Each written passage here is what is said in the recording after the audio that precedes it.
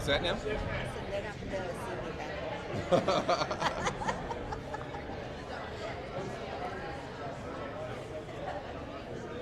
Troy?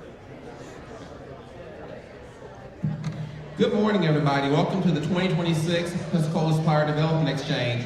We're going to be shifting some items on the agenda a little bit. First of all, if you get a chance, it really is beautiful to look outside and see the water and to see the storm rolling in. When you're in a safe environment, you see the storm coming in, it looks really impressive and really amazing. So thanks for being here. One of the changes we have in the agenda, first of all, is we're going to have PJ's Coffee with Michelle. Just provide a quick introduction to herself. If you have some of the wonderful coffee and snacks this morning, just please give her a round of applause for that.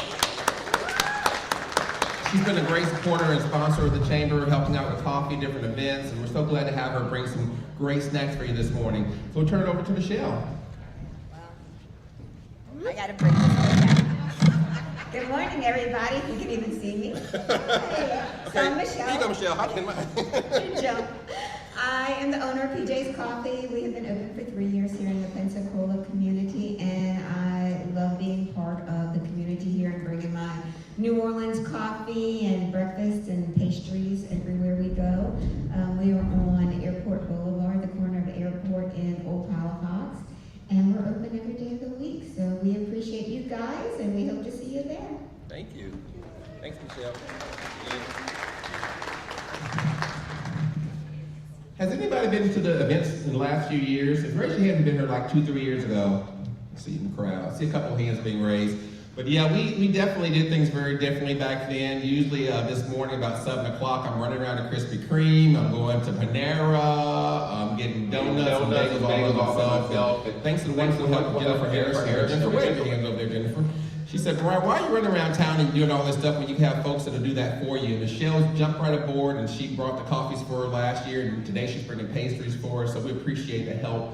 If you as a small business can find people to help you out and support you and do things for you to help make it easier for your business, reach out. And I had a hard problem in the past of asking for help and getting people to help me out, but it's so much easier when you have good people willing to be there for you. So when someone offers to help you out, just accept that responsibility for them and then later help them out in the future.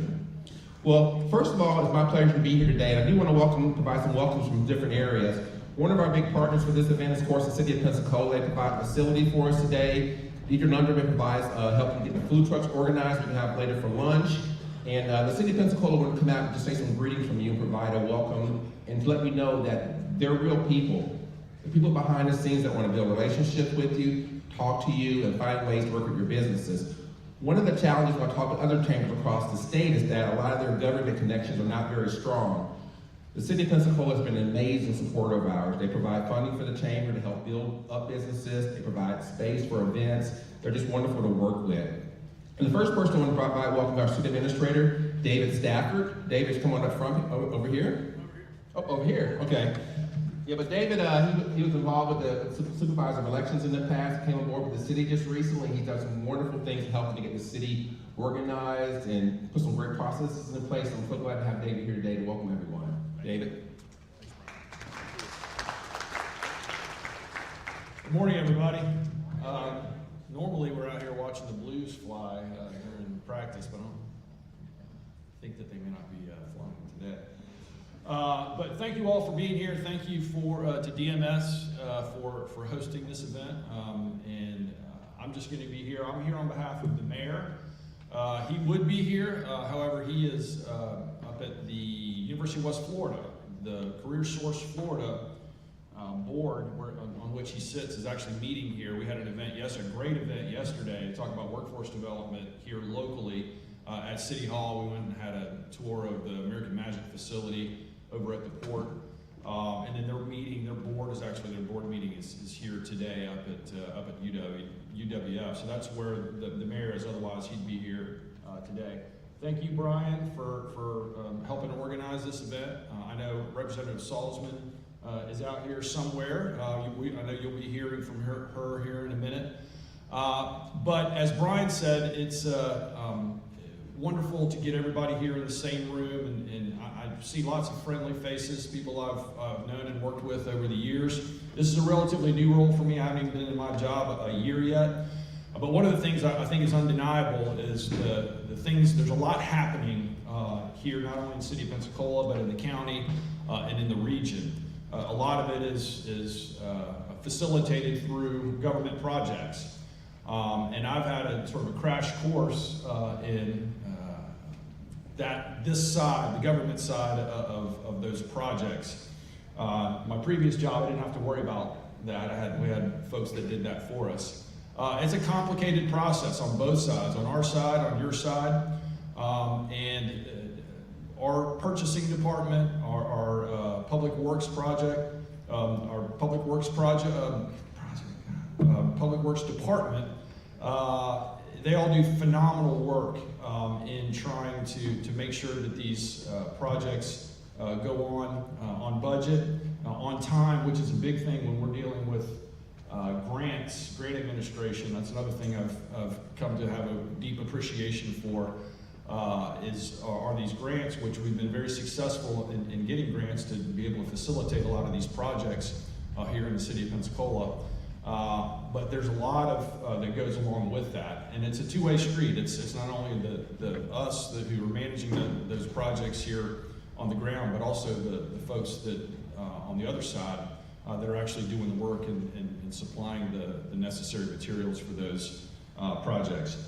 So I just wanted to welcome everybody here. Thanks. You've got a great team from the city of Pensacola here. We've got our budget director, our finance director, Amy Lavoie, our associate administrator, Cliff Collins in the back. So please, if you haven't already met them, make sure you take some time. We want to facilitate. There's nothing more that gives us greater pleasure than we have local folks that are doing the actual work on these transformational projects that are happening here in the city of Pensacola and in the region. So with that, I'm going to get off stage here. Thank you again for being here. Also, just so you know, anybody who's been in this facility before, I know I see my friend David Harrison, and we've been in here on several occasions. We're getting a brand new, courtesy of the local option sales tax, which is going to be on the ballot in November, courtesy of the local option sales tax, which helped facilitate this building. But we're also getting a new AV system here. So next time, likely the next time you're meeting here in this in Sanders Beach, we'll have a new screen, new AV system. So just a little thing that your taxpayer dollars and those of tourists who come in and leave some of their sales tax is going to help fund important projects like that. Thank you all very much. Brian, back to you.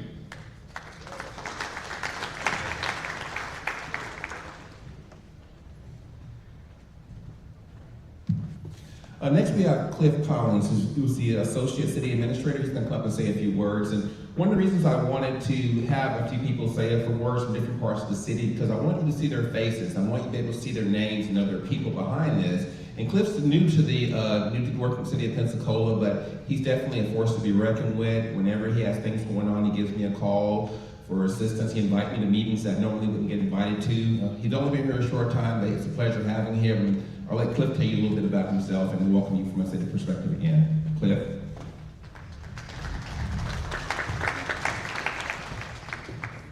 Well, good morning, everybody.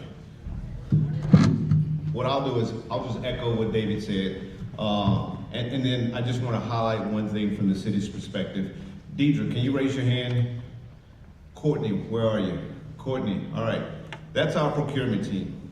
We are the connective tissue to you guys.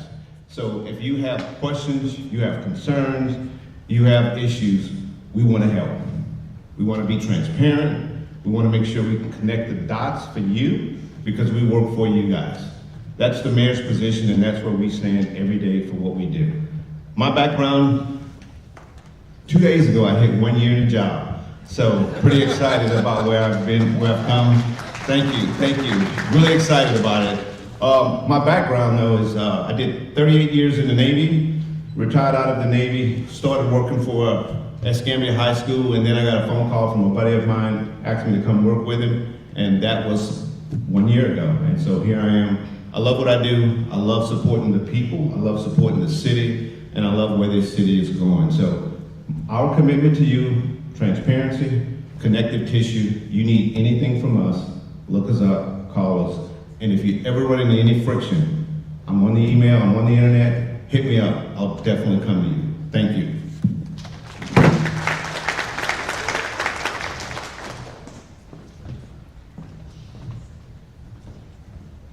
I feel like Cliff needs to walk-up music like Shaft or something, you know. He comes up here, he's going to tell you how it is. And that's Cliff as a person, you know, very straightforward, very transparent. And I can't believe it's only been a year since you've been on board, Cliff. You've been involved in a lot of major things for a year, so congratulations to you. The next person I have to invite up here is Amy Lavoie. She's a finance director in the city of Pensacola, and I got to tell you, she was one of my favorite persons. I worked with Amy in the county when I started getting budgets and requests and asking for money from the county, and she was just there to help me out, walk me through the processes. I made a lot of mistakes when I turned my submissions in. She helped me look at them, helped me to understand what the process was and make them better. She left the county and she moved to the city of Pensacola, and when she left the county, I was actually thanking her for her service, and I actually started tearing up and crying when she left the county because I just couldn't imagine her not being there to help us out. And then when she moved to the city, I was so excited because she carried on that legacy of helping people out, being there for you. We all make mistakes of turning in things at times, and then people like Amy will catch those and not beat you up for them. She'll find ways to build you up. So Amy's been here I think last 3 or 4 years, popping in to visit and just saying hello, because you want to see where the money and dollars come from. You want to see the person who's going to help shelter your process through that. And it's good to know who your finance director is to make sure that those things happen. So Amy Lavoie, if you want to come on up.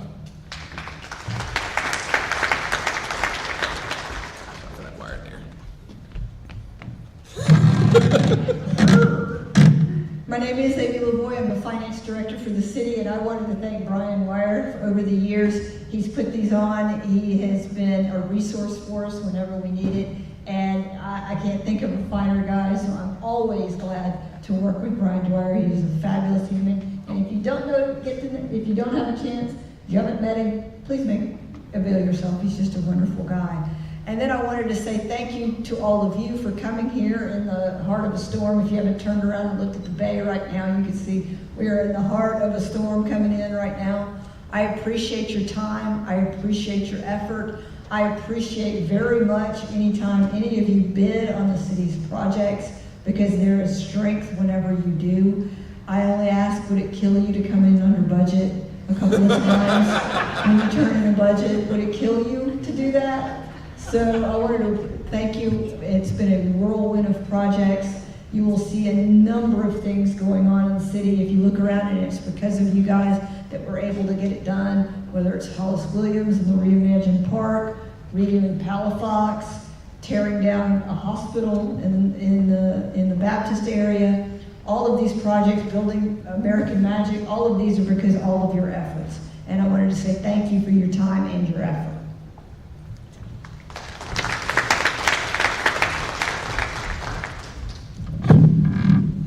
Amy giving those nice comments. I'm like, okay, more and more. I like that. Come on, give me more. That's good. So thank you, Amy, for doing that. Next, we have Michelle Sauce, our Florida House Representative of District 1. And just to let you know about Michelle, when you see us in public together, we started out a couple of years ago working in the community together. She's raised in such a great status with the House Representative. But I call her my sister, and she calls me her brother, because we're going to make sure we're there for each other. When things need to take place and things are happening in the community, we'll call each other, we'll chat, we'll try to work through it, we'll try to help make sure we find ways. We like to have fun, but we call each other brothers and sisters. We'll send each other crazy photos during the day. We'll give each other little gifts that are just completely random and out of sorts. But it's important to have your state of Florida also being involved in this process. A goal of every business is to help make sure you get business locally, and then maybe city-wise, regional-wise, and then one day hopefully state-wise as well. And Michelle's out there fighting for the community. She's fighting to bring money back to the area. She's been one of the first members to join our chamber. She's been there all along. She comes to different events for us. And the voices you do tell Michelle, you'll find them trickling back up at a state level, because she cares about our community. She's going to make ensure that whatever she hears going on, she can find ways to alleviate those problems. And I appreciate her taking time out of her busy day to be here, because she has so many different things going on, and I appreciate you being here, Michelle, to welcome the crowd today. So thank you. Yeah. You like how it came backwards? Yes, I did. Thank you. Good morning. I'm not used to standing at a podium. I usually walk around, but it's great to be here this morning. It's really cool to see all of these faces out here. I don't know most of you, which is even better. I love being in a room when I don't know anybody. That says I'm exactly where I'm supposed to be. So Brian's right. I mean, I call him my brother. I love him probably more than my actual brother. We talk all the time, and he is a strong advocate for what's going on in the community. And I mean, a lot of what he has expressed to me, we have put in law. I mean, we work with the Autism Pensacola stuff together, and through conversations about, you know, how people don't understand disabilities and whatnot, I became a champion for disabled children in the legislature and passed several bills that help children understand other children with disabilities, as well as stuff that provides a safer environment for families, and then funding, of course. So we have a good time, and I really appreciate him inviting me to speak today. If you are confused why your state representative is speaking, then you have gained one thing from this event already. You could leave right now and know that you learned something, because your state controls your county. Your state controls your city. And when a city or a county has dollars, I would say about 80% of the time it is tied to either a state policy. Well, 100% of the time is state policy, 80% of the time is state funding. So when you're trying to get contracts, or you're trying to get funding, or you're trying to make a partner, it directly touches the state, even though you never see it. What's an example of that? Well, what if you're trying to buy a property and it's taking you forever and nobody knows why? I mean, you're just waiting and waiting and waiting, and the seller's like, I'm waiting on fill in the blank. You could call your state lawmaker, and within probably a day, you'll know exactly what's going on, and most of the time, we'll be able to address the situation. If it's a title issue or whatever, we can help you with that. Another example is land use law. You know, land law it's a big thing. It's way more complex than I can even imagine for zoning, DEP issues. All of those things come right back to me. Maybe you're trying to get a license for something. Maybe you've branched out into another division or operation and you need a license, and you've been waiting for months for a Department of Commerce to issue that license. Typically, I think it's like a 24-hour period. I can get your license approved. I don't think we've had to wait more than a day when I've called Department of Commerce to speed something up. And the reason why that is because of the relationships that we have, that I have built, that our community has built with the state. So when I call them, they know that something's wrong and they need to help. And those guys on the other line, they're real people too. You know, they believe in what they're doing and they want to help you. So it's really easy when I call and say, these people have been waiting on this license, or they've been waiting on this contract, or they've been waiting on this funding. Maybe your grant dollars are in hold because something down the line, we can help you with that too. And they say, well, let's try to solve this. They want to solve the problem together. Nonprofits are a big part of that. They fall under the Department of Agriculture. I know that's bizarre, but they do. Wilton Simpson oversees all nonprofit operations in the entire state. So if you have a nonprofit that's having issues, that can't get funding, maybe they don't understand why they weren't approved for something, or they want to partner with your business and there's stuff going on, we can help you with that. If it's a federal issue, you can still call me. I am your direct line to the federal government. I can take your phone call and hand it off in a soft way. That means that I don't just drop you an email address to call. I call the senator, Senator Scott or Senator Moody or Congressman Petronis. I call them and I say, we have an issue in Escambia County or Santa Rosa, wherever you're at, and we need help.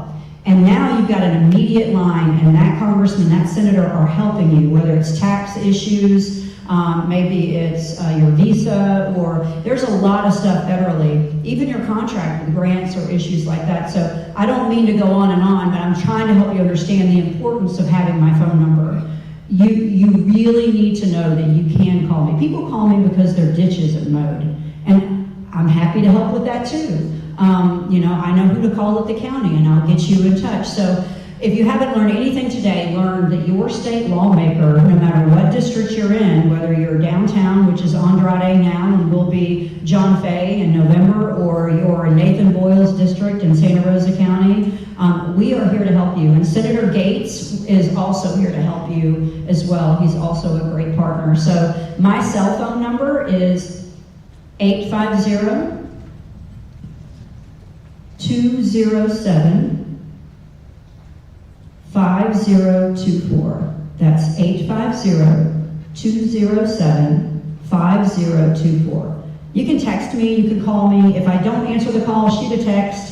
And if I pass you on to my Sarah or Anna Grace, the people that do the real work, it's because they're going to actually help you. It's not because I'm passing on the problem. If I'm in charge of it and you want me to put it on the calendar, it's likely I won't show up because I'm not good at that. That's why they're there. But that's my cell phone number. Call me, text me if you need anything at all. I'll help you find who to get to, even if it's the county or the city. I love the county. West Marino is a great friend. I love the city. So whoever it is that you need me to help you with, I'm happy to do that. But if you don't take anything away from today, please take this away, that you have partners in the government, that your constitutional officers, not the ones that are hired, but the ones that are elected, our job is to take care of you, nobody else. Not the government, not the system, but you. So when you call, it's my job to help you. So don't hesitate to do that. Thank you for being here today. Love you, Brian.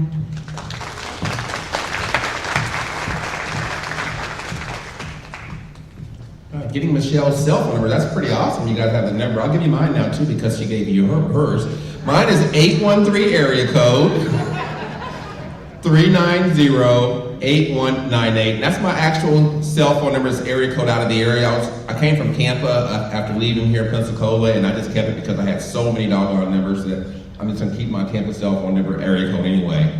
I did want to also introduce Caitlin. If you want to come up, Caitlin, or you can just wave, whatever you want to do, come up and say, oh, you're gonna, okay. Caitlin's going to speak later today, so I'll just let you see who her face is. And now I want to also introduce the Florida Power and Light. We have Wes Hudgens here. David Peden was able to make it. They had a change in plans, but Wes was so gratefully able to join in. Florida Power and Light has sponsored helping to provide food vouchers for us for the food trucks for several years now. And they're a great partner. We gave you the vouchers earlier for $10 to help out with your food truck costs, and it's their way of helping to give back and helping to support what we do as an organization. The economic development partner for Florida Power and Light has been there throughout the community, throughout the state, providing resources. They've sponsored events here in Pensacola with us to bring banks so businesses understand how banks work. They did numerous types of events that sponsor for Lloyd Rashad over here with us, numerous nonprofit groups in the area. They provide the funding and the resources to help ensure that we can continue to do what we do. So, Wes, thank you for being here, and I'll let Wes provide a quick welcome from Florida Power and Light. Thanks, Wes. I'm sorry, I should have had you come to the other side. Oh, that's all right. Good morning. I am hesitant to give out my number seeing the storm roll in because I might get a few phone calls. But I'll give out Lloyd's number because if you don't know Lloyd, you need to go talk to him. He is an excellent business entrepreneur and he knows it all. Like that is my first call. So, no, really, thank you all for being here. At FPL, obviously we're most likely your electrical provider here in the greater Escambia County area. And we don't take that privilege lightly. We are honored to partner with Brian and his team and everyone else here to come together to help support our local businesses. And there's really intentionality behind that. We know, especially as your electric utility provider, that if the communities that we are serving are thriving, then we will be thriving as well. And so it's kind of with that mindset that we approach a lot of our community initiatives and the support that we offer to companies. We're here, we do, believe it or not, provide tools and resources to help you save money both personally and on your business. So if there's something we can do to help you, feel free to reach out and let us know. That's what we're here for. But want to thank Brian and his team again for bringing everybody together. It's meetings like this, some small, some large, where you build connections, network, and grow your business. And so we're proud to support that initiative and hope you all enjoy your lunch today and don't get rained on. So thank you so much.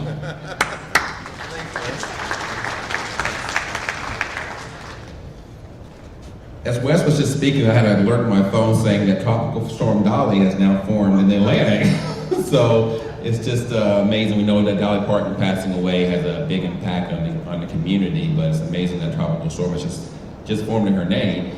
And with Florida Power and Light, like I said, in Florida, I think you think about the basic survival skills for life. In Florida, having power to have your AC is almost a necessity at times. If you ever went through a storm and lost your power, you think about what's in your fridge and what's going on, you really respect power more when you have it, and when it's gone, you really know that you really miss it. So I appreciate Florida Power and Light FPL for being there, a strong supporter of our community, strong supporter of our chamber, and being there to help out. We are going to do some changes and shifts a little bit to the schedule. I mentioned earlier, it's 9:45 now, so I also want to do is thank some of our other sponsors that came by today. We have QSC Services, and we have Lance. Lance, if you can come on forward. Lance is going to provide, to help out with some of the supplies we had today, I was just mentioning it to QSC, Mary, and she said, I want to help you guys out with some money for some snacks and foods that we have later today. And they said, hey, here's the check, help out and buy some things so that the attendees can have a chance to have some food to keep them going throughout the day. So they stepped up and said, hey, here's some money, help out with what's going on. So I want to introduce Lance to you to tell you a little bit about QSC. Lance.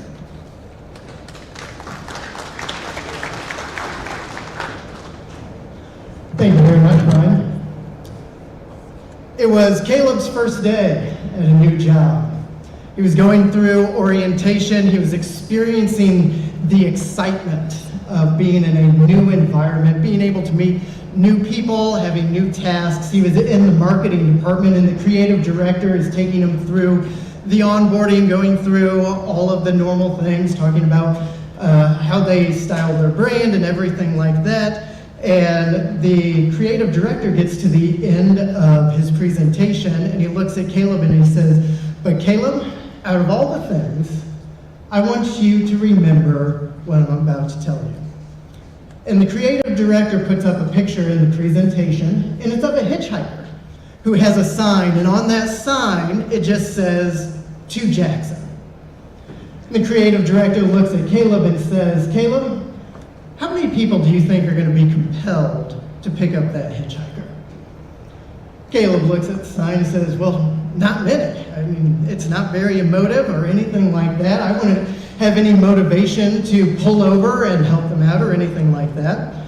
So the creative director shakes his head and puts up another picture.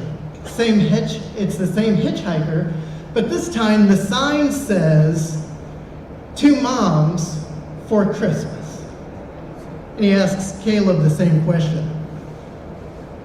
How compelled would you be to pick him up? And Caleb looks at it and says, well, I'd be a lot more compelled. The sign is emotive. I mean, I can connect with someone wanting to go to their parents' house for Christmas and everything like that. The creative director looks at Caleb and says, Caleb, you have one job, and that is to connect. I'm Lance Czar Jr. I'm Vice President at QSC Services. And what we do is we help owners connect their vision with reality. Connect their vision with reality. We offer owners representation services for construction projects where we come in and are an extension of your team to be able to take on the burden of project management so that you can focus on your business, continue to grow it, and we take on that burden of project management for construction where we lead the project in order to keep your project on time, on budget, and on par with your expectations. And so we are here to be able to connect with you. We look forward to connecting, and thank you all very much for your time. Thank you.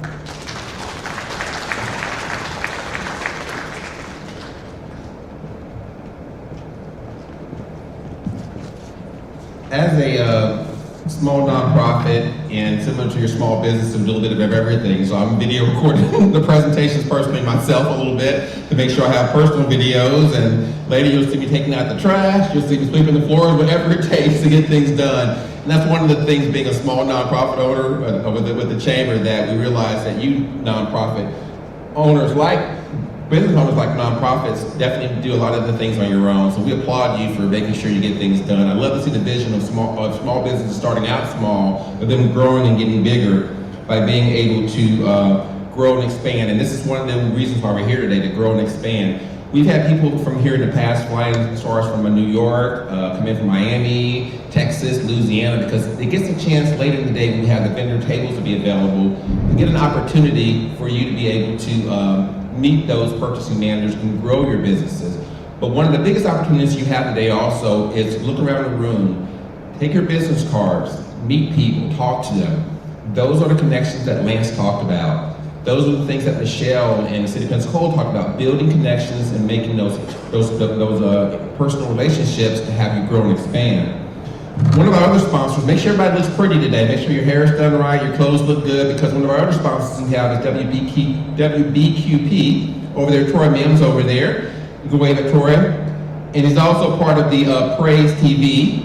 WBQP is a 12.8 live. It's the Praise TV station. Troy, you want to say a few words, or can you slide up here?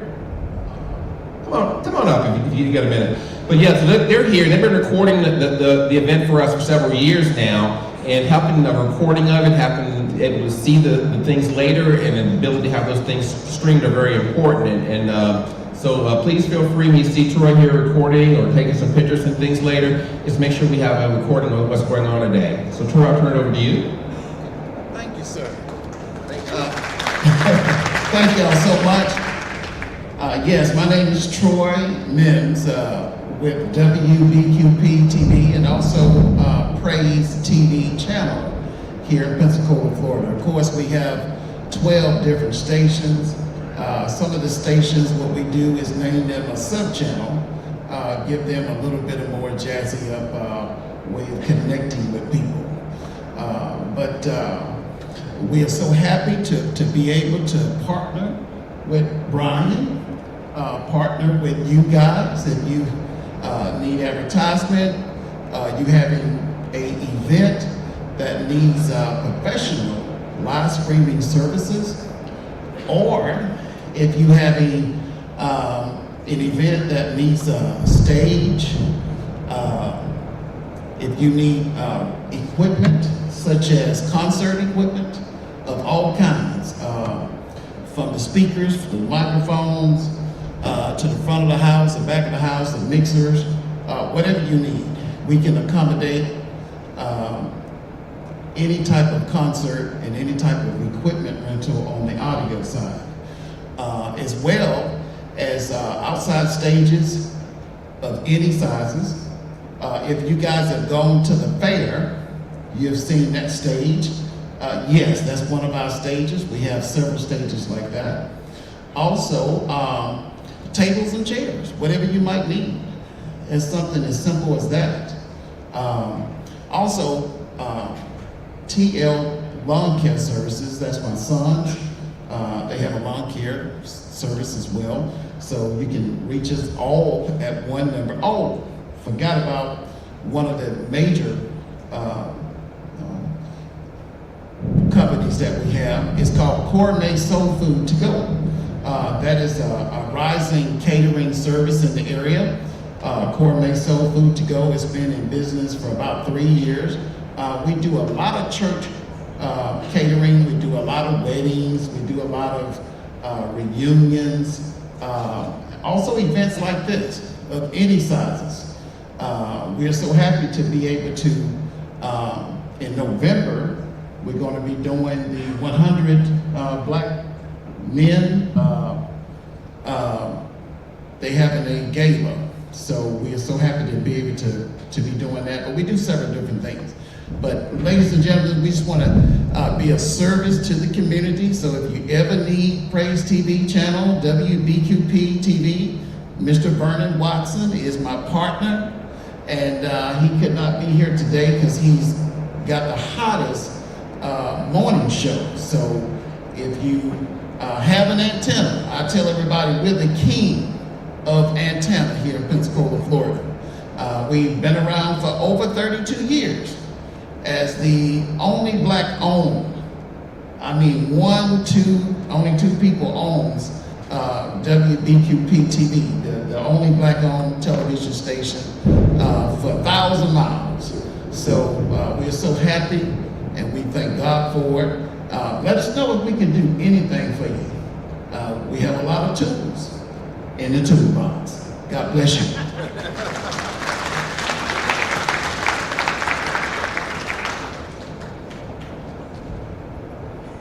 I do want to apologize to Troy. I kind of impromptu had him go up here. I didn't tell him ahead of time to come up on stage. And thank you, Troy, for saying a few words, and we appreciate that. But it's one of the things that we're going to be partnering with WBQQ on is starting in October. Members of our chamber, especially some of the newer ones, we're giving them an opportunity to have an internet interview on the internet and be involved in that show. So looking forward to in October working more with Troy and Mr. Watson to help make sure we advertise, let the businesses advertise, and give them a free spot to tell about their businesses on TV. Well, we're sitting at 9:51 now, so for the next 10 minutes or so, give you a chance to get a break, grab some more coffee, grab some more snacks, use the restroom, and please, everyone, please get around the room, give out some business cards to folks, get a chance to meet them.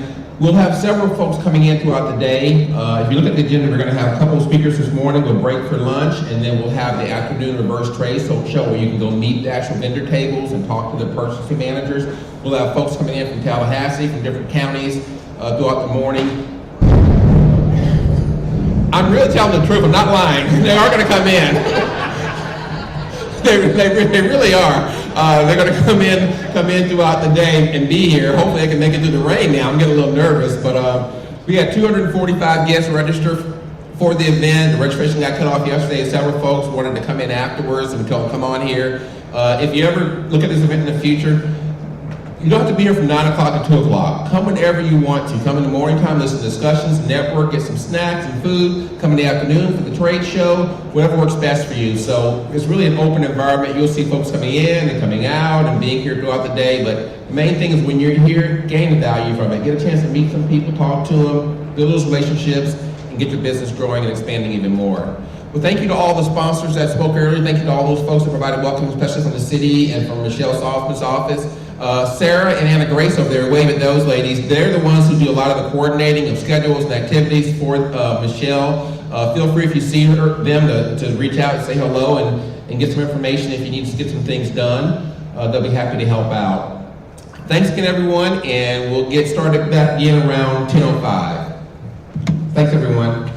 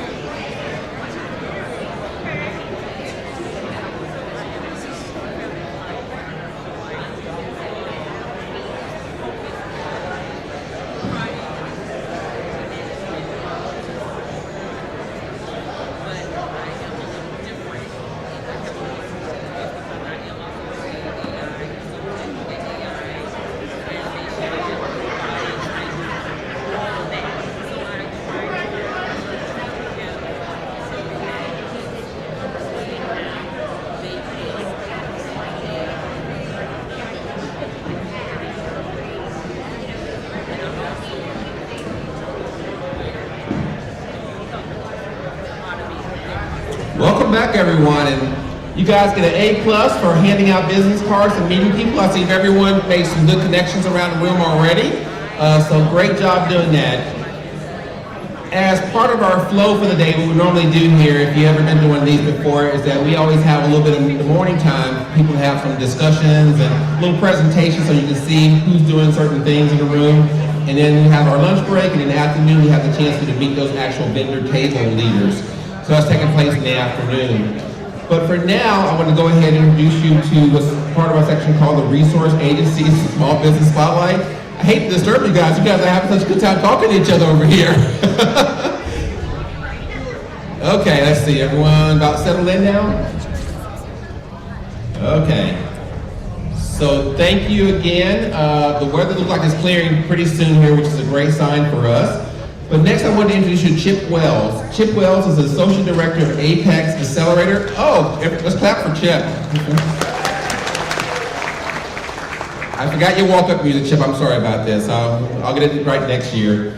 But so Chip's with the Apex Accelerator Group and the SBDC. Whenever people call me for help and assistance, usually the first thing I ask them, have you been involved in SBDC yet? If they say no, I give them a number, I send them a link, because it's an amazing resource for you. It's all covered free of charge. They provide consulting for you, but it's usually always the first number I provide for them because it gives them a chance to work on their business plans. They give ideas and suggestions about logos, about where you're at, what you need. It's an amazing resource that people at times do not tap into. And people when they do tap into it, they find themselves so much better educated on running their businesses. They have different videos and different sessions about training different parts to make your business grow. They help out with daycare centers. People open daycare centers, helping out people in small business areas, and to really make your business run a lot smoother. So with no further ado, I'm going to introduce Chip Wells, and he'll give you more details about you. Chip?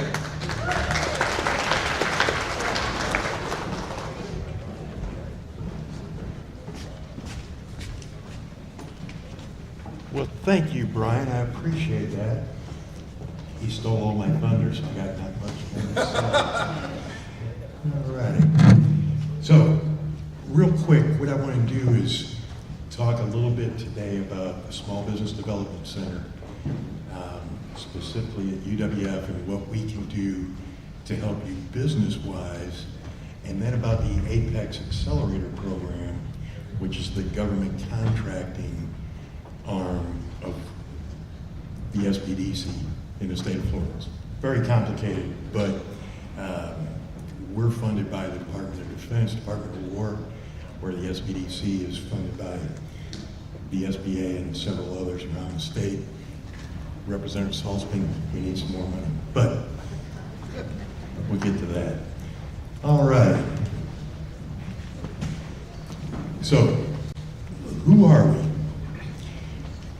The SBDC, or the Small Business Development Center, operates in the state of Florida through 9 regional offices, most connected with the university. We've got one connected with Indian River State College. As you can see here, we got different service centers, and we're about 330 consultants and team members across the state currently. I'm looking, I need to recognize somebody if she could stand up.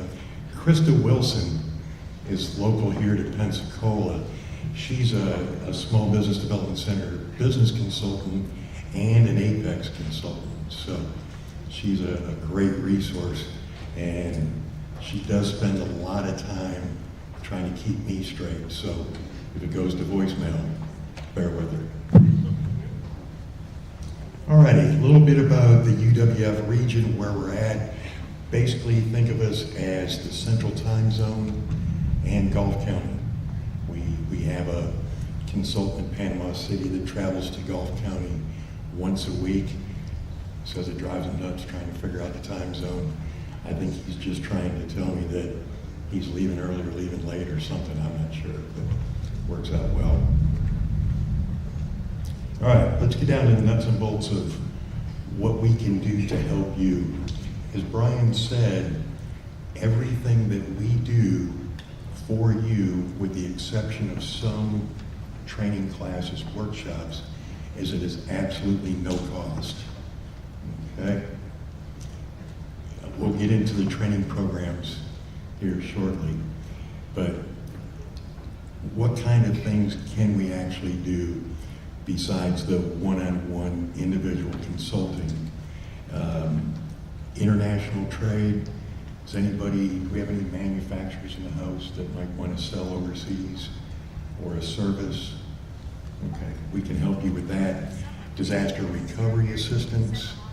I don't want to talk too much about that with the view that I've got right now, but should a storm come through, we're there with a mobile assistance center, helping business owners secure funds or loans or grants to get you through that, God forbid, storm.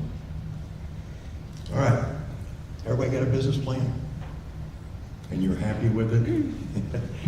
And it was updated.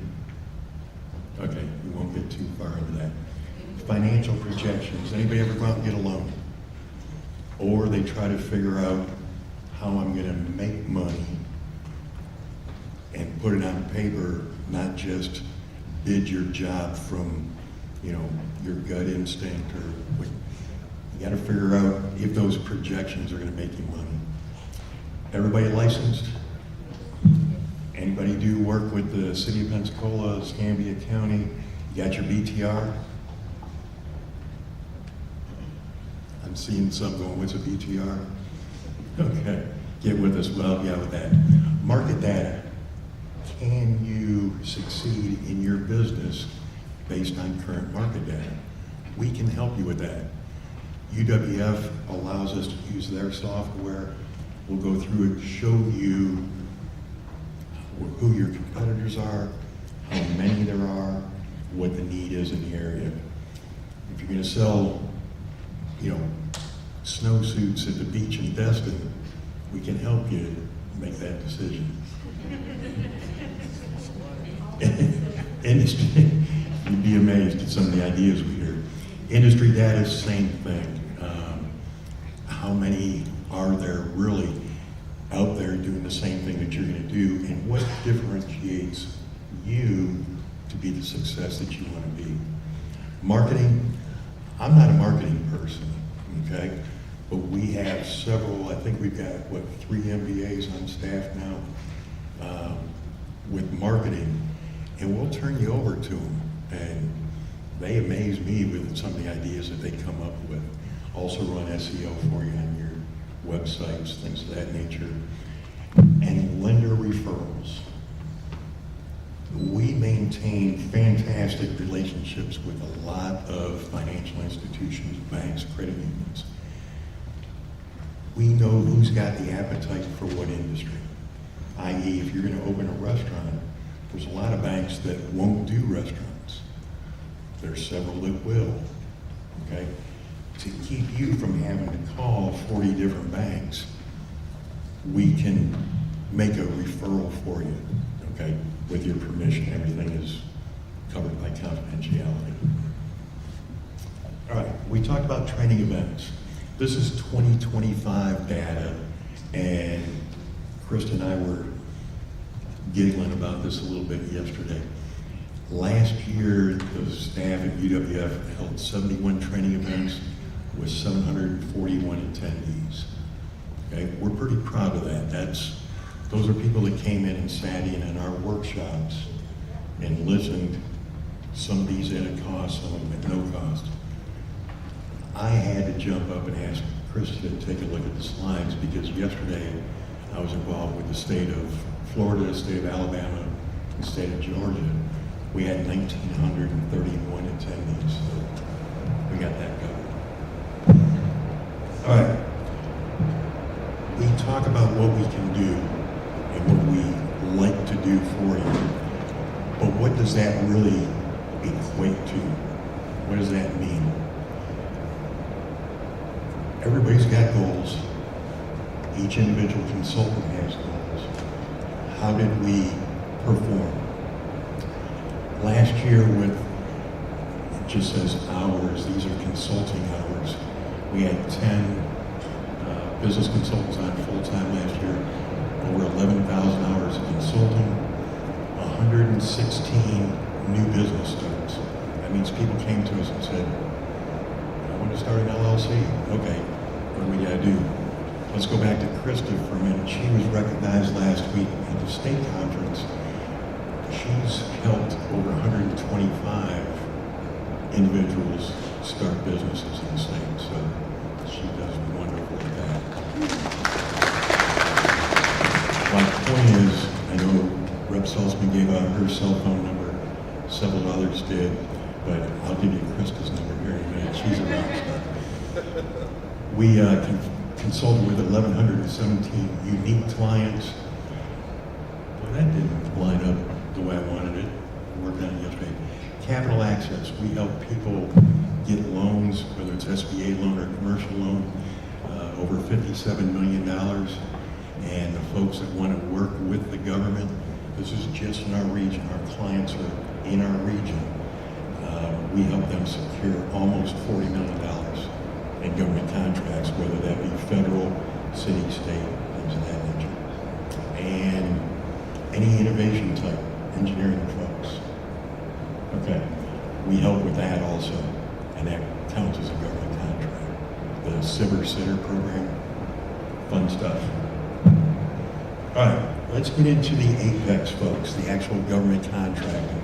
I figure most of you are here today to get some work with the government. What do we do? How can we help you with that? The capability statement. Who's got a capability statement? All right. You noticed I put a blue star next to that. I'm going to come back to that in a minute. If I forget, throw something at Krista and have her remind me. Who all's enrolled in My Florida Marketplace? Awesome. Who knows what SLED is? All right, SLED is a lot easier to say than state, local, and education. That's your city of Pensacola, your Escambia County, UWF, things of those, entities of those nature.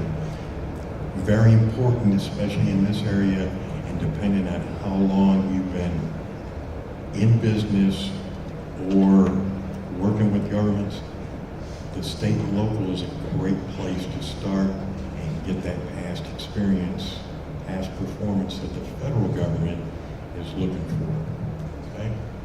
SAM.gov. How many folks are registered in SAM? All right. Lower your hands. The folks that are registered in SAM, who wants to do that again?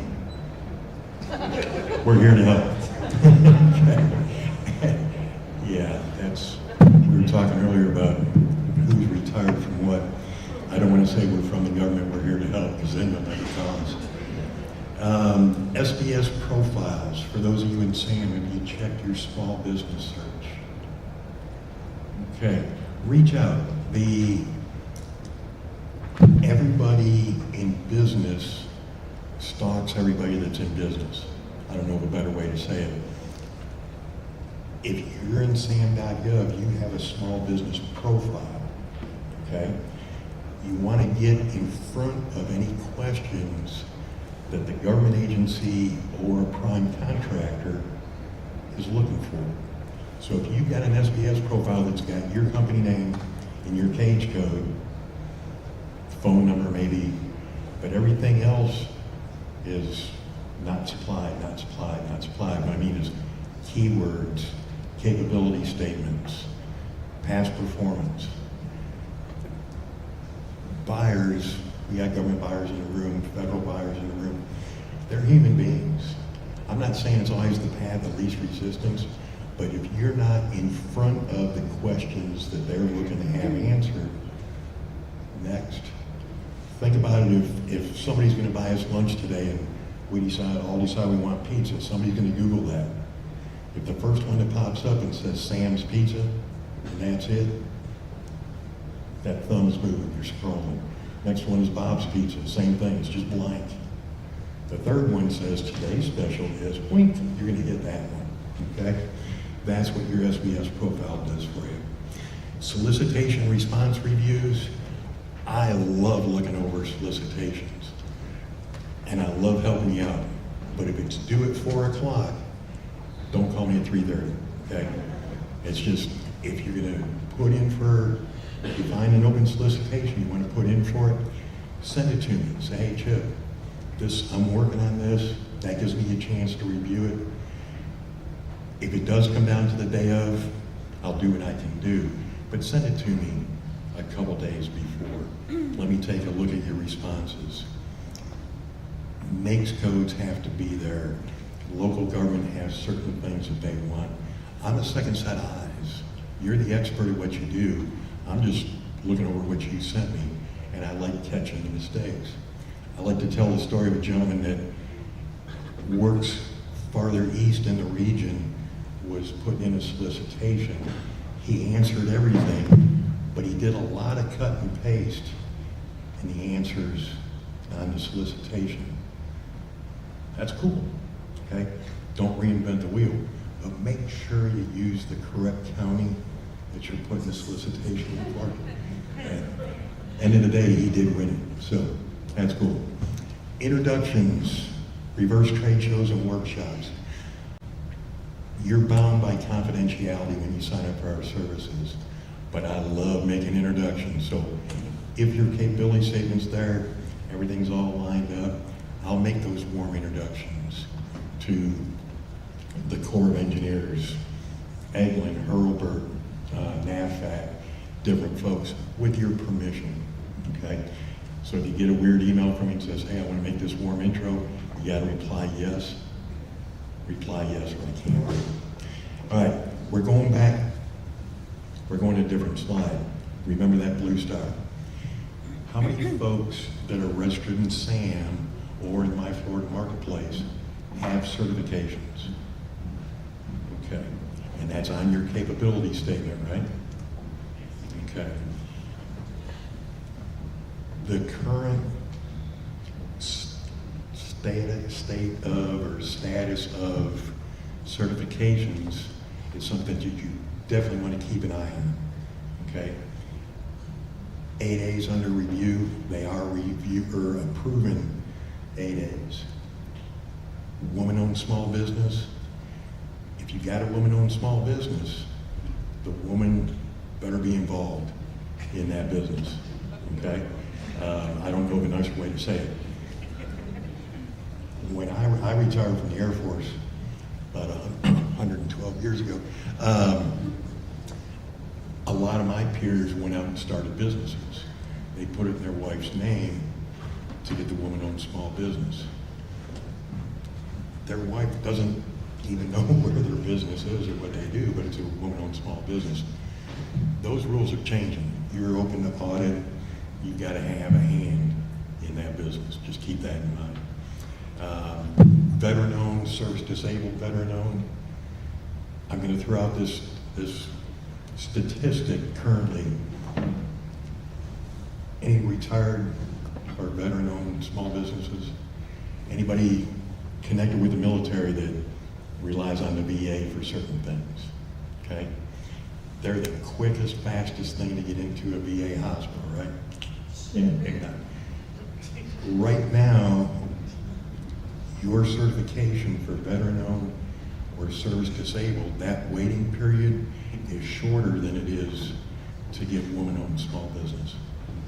You know, my hat's off to the VA because they've got to go through and process that. So let me back up. We talked about the certifications. The blue star, on your capability statement, don't use your certification as your lead-in. It's a differentiator. As we review capability statements, these buyers, they want to know what your qualifications are, what your capabilities are, what your capacity is. Make sure you list your certification, but don't expect the contract just because you have it. Does that make sense? Lead in with your business and what you do best, but make sure you point out in there that you do have this certification, okay? We see too many people that say, you know, they'll call and you can get feedback from the buyer. Don't be afraid to do that. Why didn't I get that? you know, I'm a veteran-owned small business. Well, yeah, you told us that 6 times, but it doesn't show what the capacity is of your business. How many people do you have? Are they full-time? Are they 1099s? What's the difference? So just keep that in mind.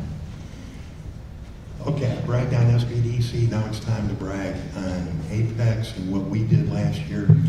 166 clients consulted, 1,895 jobs. That means if the company had 2 people or had 200 people, we capture that number. This one drives me bonkers, the government contracts. It's been a lot of years, I don't know how many years, but we haven't been able to get over 40 million, and it's driving me nuts. So, this year we're on track, and we are going to go over 40 million. If you want a piece of that, reach out, let us see what we can do to try and help. I mentioned this, and I don't know if we're going to send the slides out, and I'm just kidding, that is not Krista's cell phone number. She made me take that off yesterday. And there's my contact info. So, I don't know how far over, hey, nobody's cut me off yet. Questions? Cool, all right. Go back to the slide.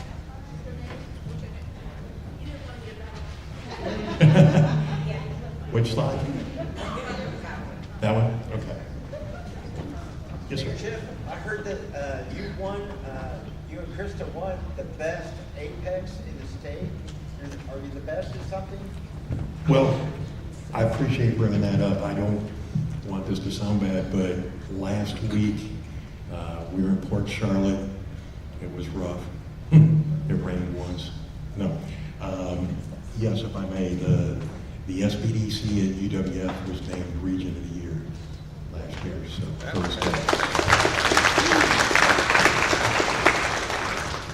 thank you for bringing that up. I do appreciate it. You guys have any questions like that anytime about how good they are, just ask them out. But it won't be set up. We got a table here later. So, you know, and hopefully the weather does clear because who knows what today is. A rainy day. Well, all right, does any positive person, not kidding. Today is the first B1 football game for UWF, Go Argos. So the campus is shut down starting at 1 o'clock. Krista's leading the charge on the SBDC's tailgate party, so I would call her maybe Monday. But so hopefully the weather clears up for that. Thank you, Chip. Let's give Chip a round of applause.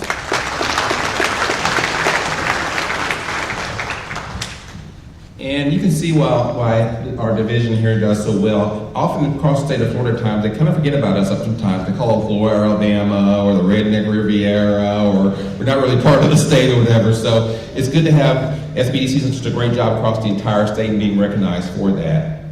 Next we have on our agenda, we're going to skip our spotlight business speaker. We're going to have him come up last just to do a laptop switch at the end. So next we're going to have meeting some of our state agencies. And we have Caitlin. She's the acting executive director for the Office of Supplier Development. And I just want to publicly thank Caitlin for her work. She had some shifts and changes in her department recently, and she came on board, and she did an amazing job coordinating us over the last few months to make sure this happens. So she's been a great partner. She drove up last night to our wonderful Pensacola area and spent last night here and had a good meal at the Grand Marlin, right? Grand Marlin. And, but it's great when we have people from Tallahassee come to our area and visit us in the local location. In fact, I do want to give a quick shout out to April up here in the front. April, want to stand and wave to everybody? April came in from Orlando. So did you fly in or both you flew?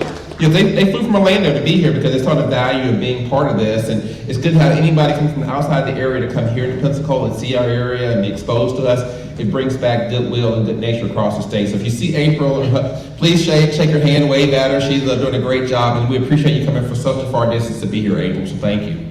And now I'm going to turn it over to Caitlin, who's going to take care of the next presentation part for us. Caitlin.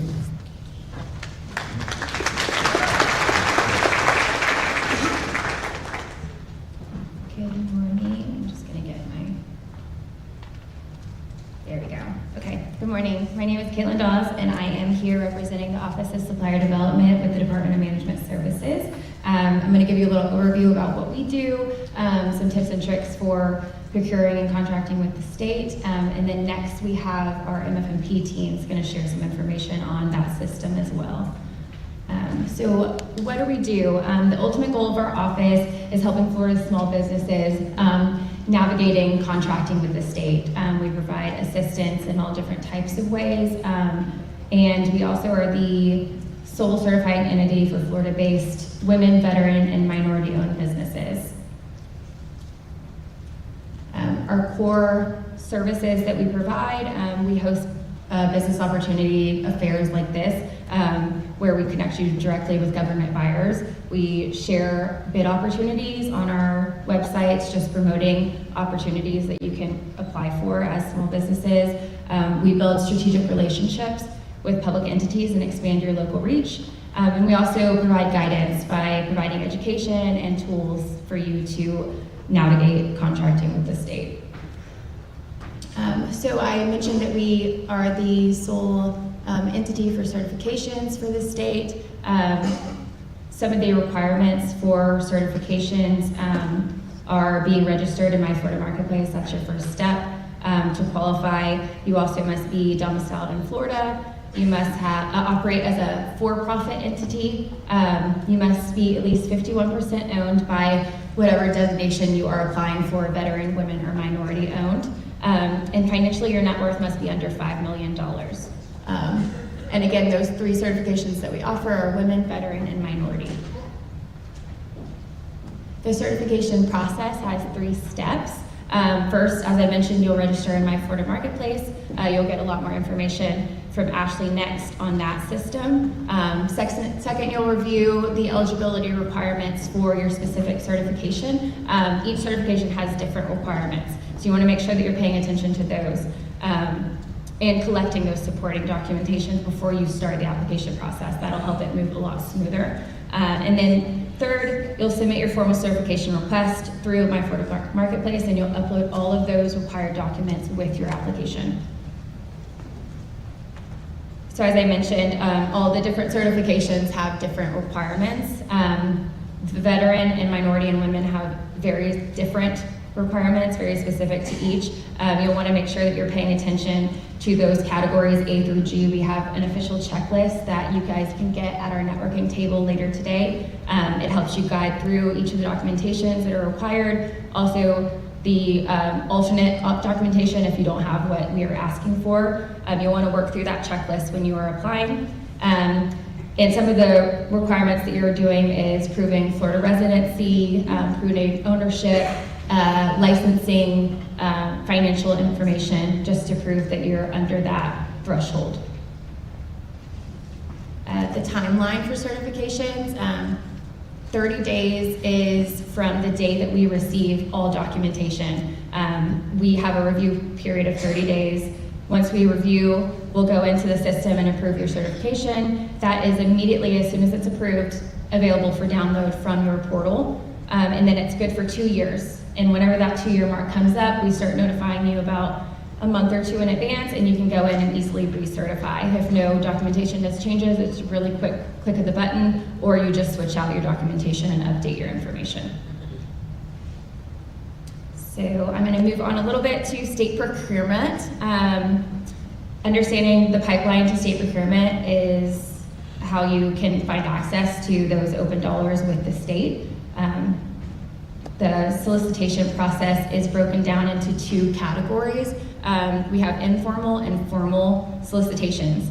So informal solicitations are those solicitations that are valued underneath $35,000. Those, the agencies can reach out directly to vendors for those buys, so that's a great opportunity for networking. Get your name out there and have them know who you are and what you do for those smaller buys. And then the formal solicitations are any contracts over that threshold of $35,000.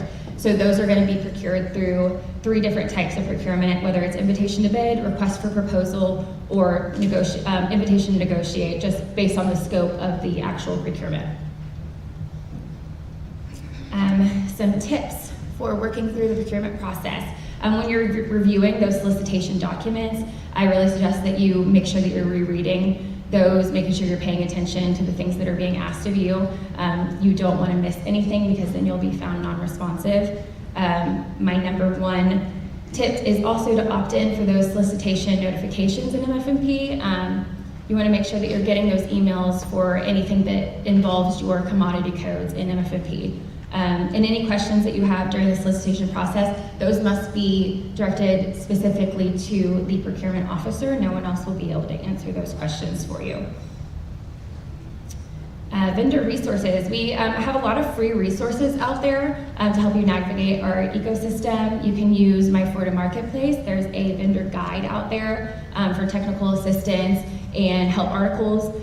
You can use our live repository. I mentioned that earlier. That has all of our state bid opportunities. And then we also have a list of all of our state contracts and agreements out on our website, and you can go out there and review those, see what we're buying, see what we procure, and then see maybe opportunities for subcontracting. And that was all that I have. I hope you all find that information helpful. If you can take a minute and jot down or capture our information, we're happy to help. We're here to help your small business thrive. So any questions that you have, as I mentioned before, we're going to be doing a networking table later. So come see us, come grab our flyers and documentation.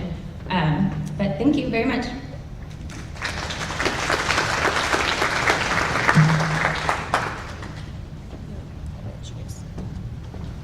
I'm going to introduce Ashley Jackson. She is here on behalf of our Florida Marketplace team.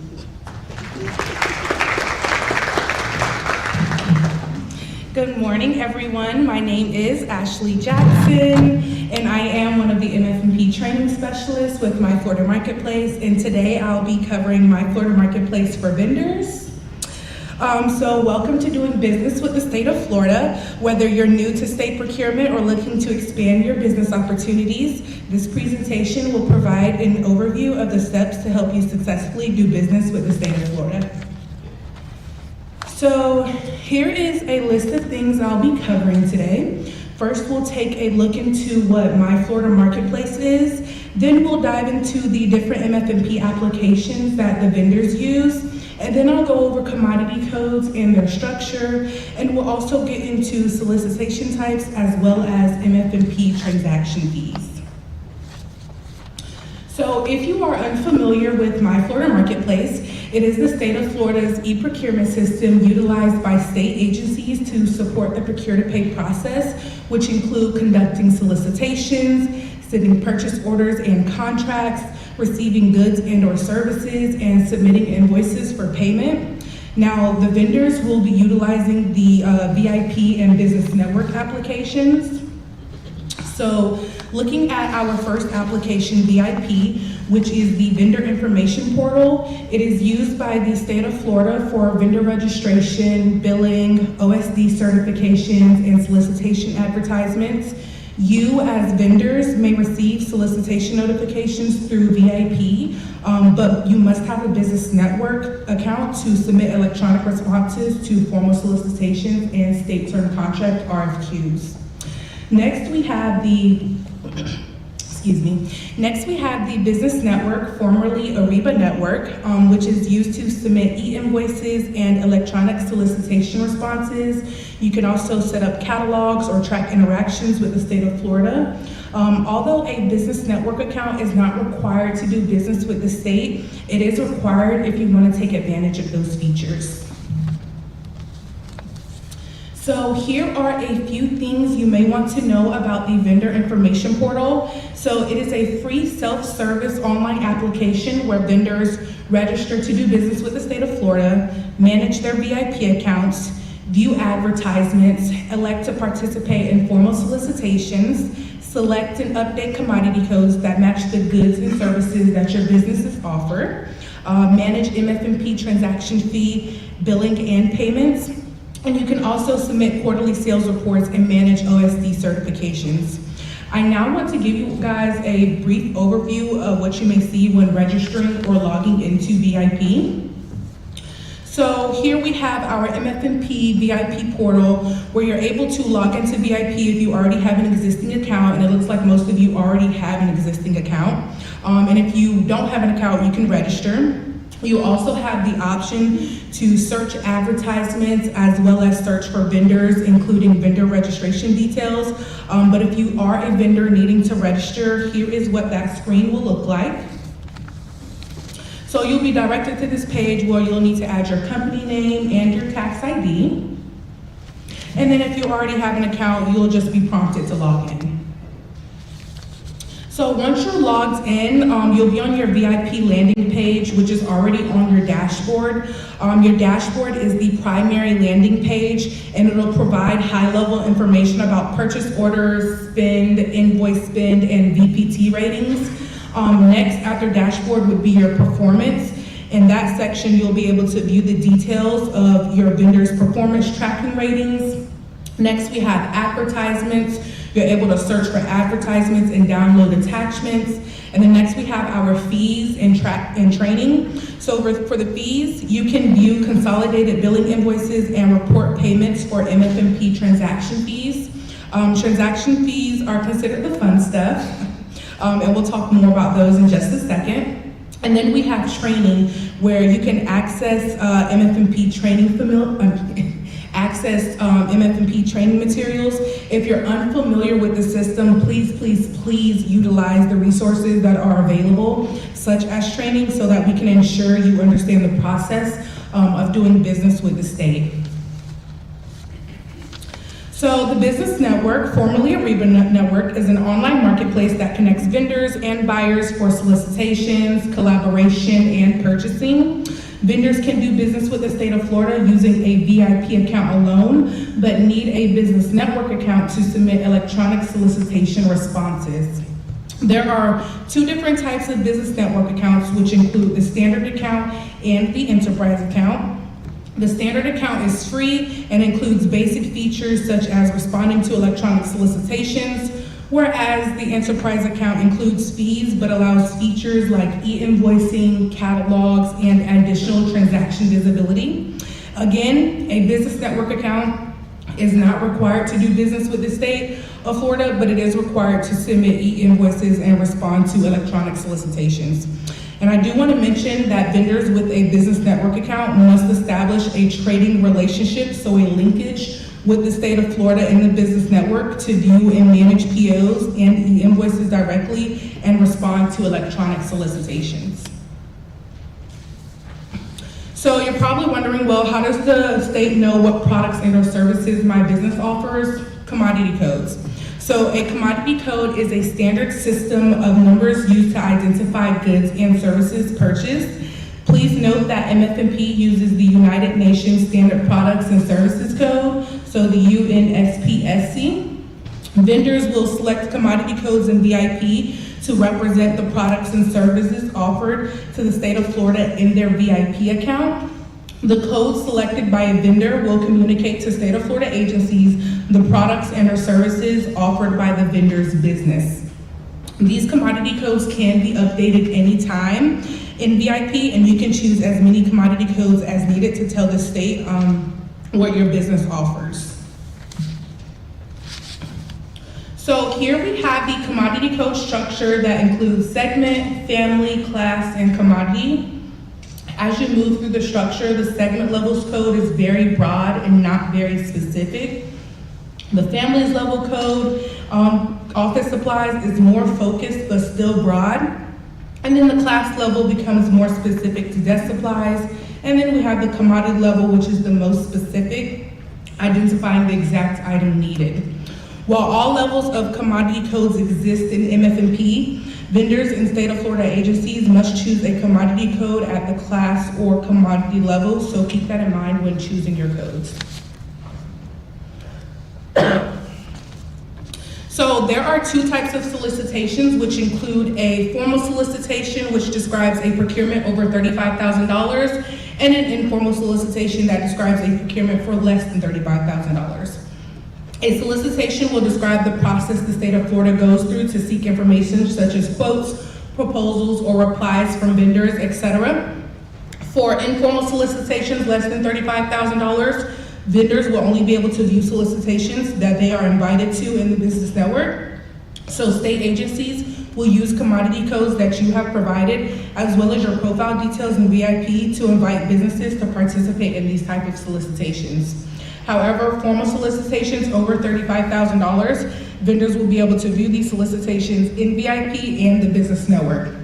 A vendor's preference in VIP will determine whether they receive email notifications about solicitations matching their commodity codes. And again, a vendor must establish an account in the business network to submit electronic responses to formal solicitations and state term contract RFQs. So now we're getting to the fun stuff. So MFMP transaction fees. So the state of Florida instituted a transaction fee to provide funding for the state electronics procurement system, MFMP. The transaction fee applies to all payments from agency customers or state term contract purchases made by eligible users to vendors unless specifically exempt by rule.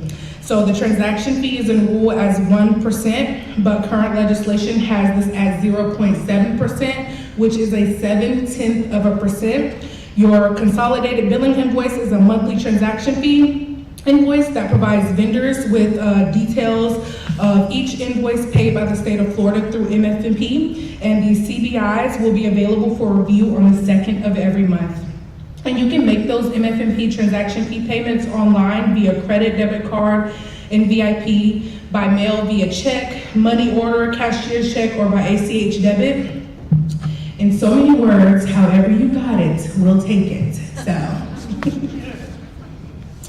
Okay, so here we have a few MFMP resources. I want to remind you all that these resources are available to you all 24/7, which includes the MFMP website and the vendor webpage, where you can find all things MFMP and gain access to forms, helpful links, VIP, business networks, service updates, and so much more. If you are interested in viewing any of the recorded trainings, please visit the MFMP vendor webpage under instructor-led training, and you're also able to scan this QR code that will take you directly to the MFMP vendor webpage. So here is the MFMP customer service desk contact information. If you happen to think of a question after leaving here today, you're more than welcome to utilize this contact information. But for today, you can come see me, Ashley Jackson, once we set up. And then we also have a few people here from state purchasing. Please come see us if you have any questions. All in all, we're here to support you all. So please stop by our table if you need anything. And then here you can connect with us, Facebook, LinkedIn, or Twitter. Well, formerly Twitter, now X. And then that's it for me. Thank you.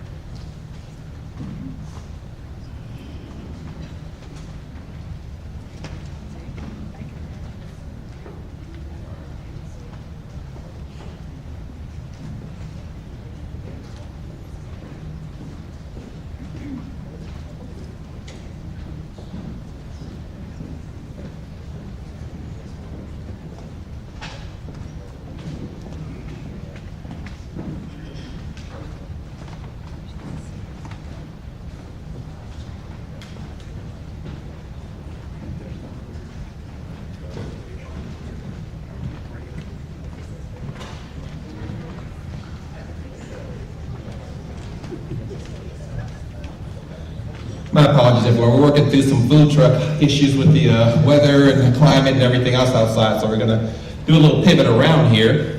But I did want to introduce you to Eduardo real quick for a moment here as we change over laptops and get ready for the national energy presentation. And Eduardo, if you want to say a few words about what you're here about today. So thank you, Brian, and thank you everybody for allowing me to speak about this upcoming event here really briefly. So my name is Eduardo Lara. I'm the communications director for an organization in town called Civicon. And every year we partner with another organization called Strong Towns to host the Civic Leaders Summit. It was our first time last year and it was a big success, so we're really excited to do it again this year. And what we do is we gather civic leaders, business owners, nonprofit leaders, elected officials, and government employees here in Pensacola for a national conference, all to answer one question. How do we make our communities more thriving, more resilient, more vibrant? And business owners are obviously a huge part of that equation. So I'm grateful for the opportunity to speak to you today real quickly about it. But the event is October 6th through 8th here in downtown Pensacola. It features 5 keynotes, over 20 breakout sessions on all sorts of things, whether it's revitalizing downtowns, supporting small businesses, creating beautiful public places, improving education, really anything that goes into making a strong community. So who is the event for? Well, anybody who has a hand in creating a vibrant community. So obviously business owners, nonprofit leaders, elected officials, and all those groups that I mentioned before.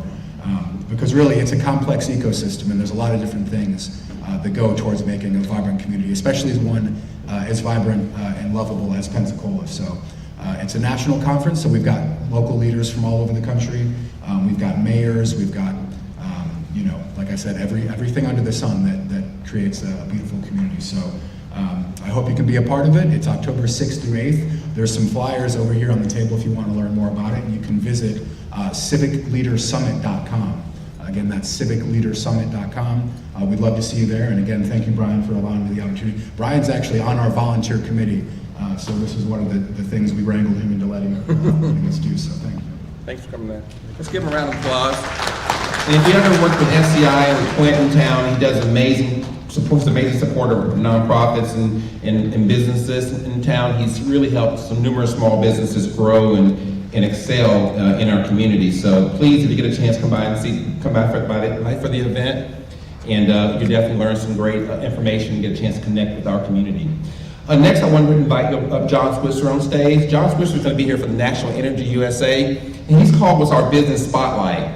Our Business Spotlight is just a business that has had the opportunity to go through the process of working with bids and contracts, the government, and tell a little bit about the story they had and their journey from getting there. It's always more helpful when you hear somebody who's been through the hurdles, been through the challenges, and had the successes, and had the wins, had the good days and the bad days. And it's good to have John provide a little overview for us for National Energy and tell us about his involvement with bids and contracts. John? Let's give John a round of applause. Good. I want to make sure it works. Thank you, Brian, for including us. My name is John Switzer. I'm Chief Financial Officer of National Energy. We are a defense tech company delivering energy security for the military, municipals, and commercial customers. So first, before I do this, I want to do a shout out for Chip out there. This is what a capability statement looks like. I've got a bunch of them over here if you want to take one so you have a guide. We have a capability statement. All right, so National Energy, we are a minority and a veteran-owned company. We're located in Pensacola. We grew from a small little LLC to a Florida corporation. We're still right on the cusp of converting from a small business to a real business. So how did we get there? I'm going to tell you about that. But first, let me tell you a little about our story. So Dave Rabow was a scientist out of Herbert and Eglin Air Force Base and was tasked about 10, 11 years ago to design a system to eliminate burn pits in forward operating bases. So he designed a system. It was probably bigger than this space here, and it cost a lot of money, and the Pentagon said, nope, we're not going to spend that money. But Dave had an idea about being able to shrink it, and he saw some commercial application. So really, we kind of stepped into where we're a landfill diversion company. We want to divert 95% of all trash that you threw away in your garbage can yesterday from going to a landfill. We don't want to be polluting our table water, our drinking water, our rivers, our creeks, or our streams. We want to be able to do that. How do we do that? So here's the old way. Dirty, nasty, hazardous job, high rate of employment, turnover. People just don't want to be picking through your garbage. Nasty stuff. So today, we have technology. So we have a fully automated platform using AI technology to identify all the waste. It is categorized and put in a neural network where it is stored, and we know we can identify it and then share it with other recycling facilities that are using AI and robotic technology. And there's the robots. They basically pull stuff out. We're looking for the plastics, 1 and 2, aluminum, ferrous metals. We want to pull them out with less contamination. A robot can do 68 picks per minute, where a human person can do about 30 picks per minute. So we've doubled capacity, and we don't pay any benefits, and they work 24 hours.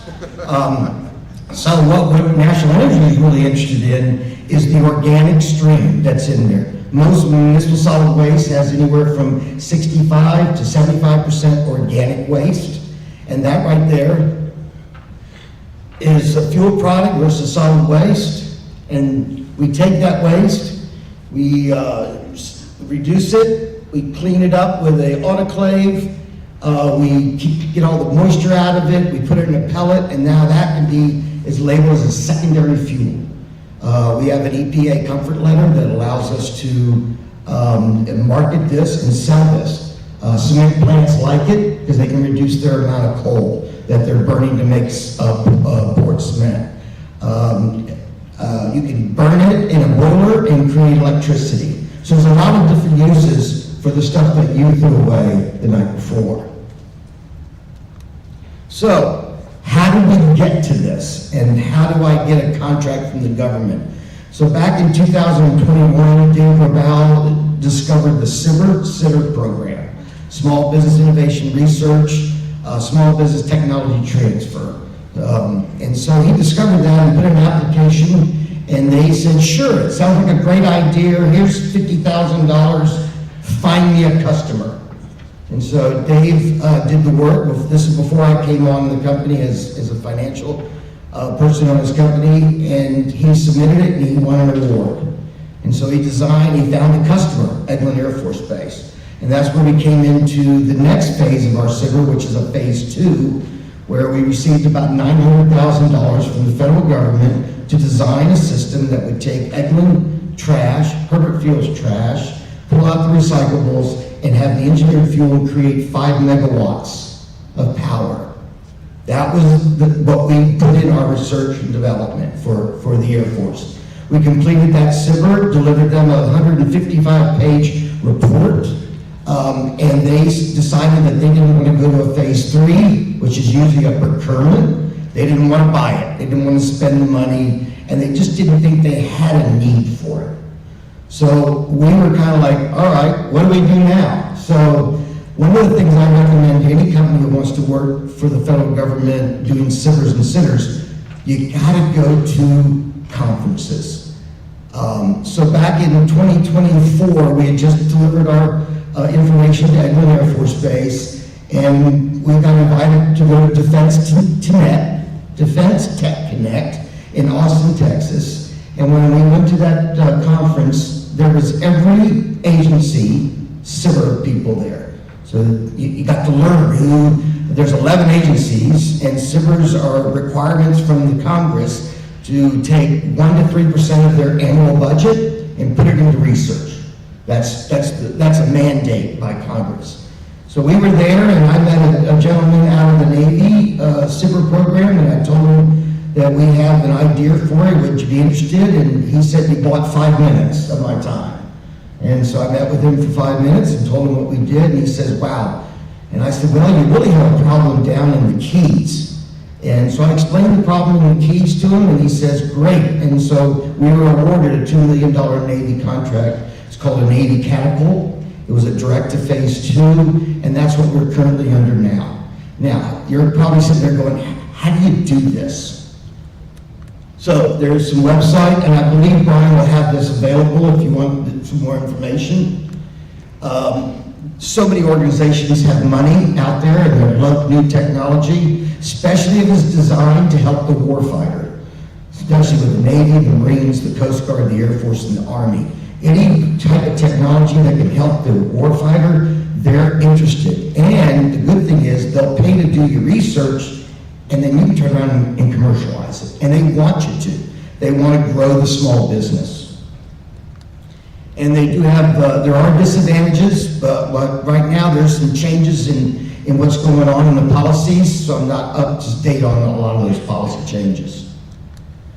So if you go to the website, this is pretty much what it looks like. You can click on that and you can go down the rabbit holes, as I call it, because you will deep dive into a lot of reading and information. So there's a little bit about the SBIR project structure.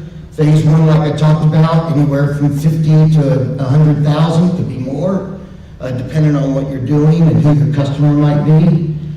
Phase 2, that is basically, hey, we like your idea, you've got a customer, here's some money, go develop it.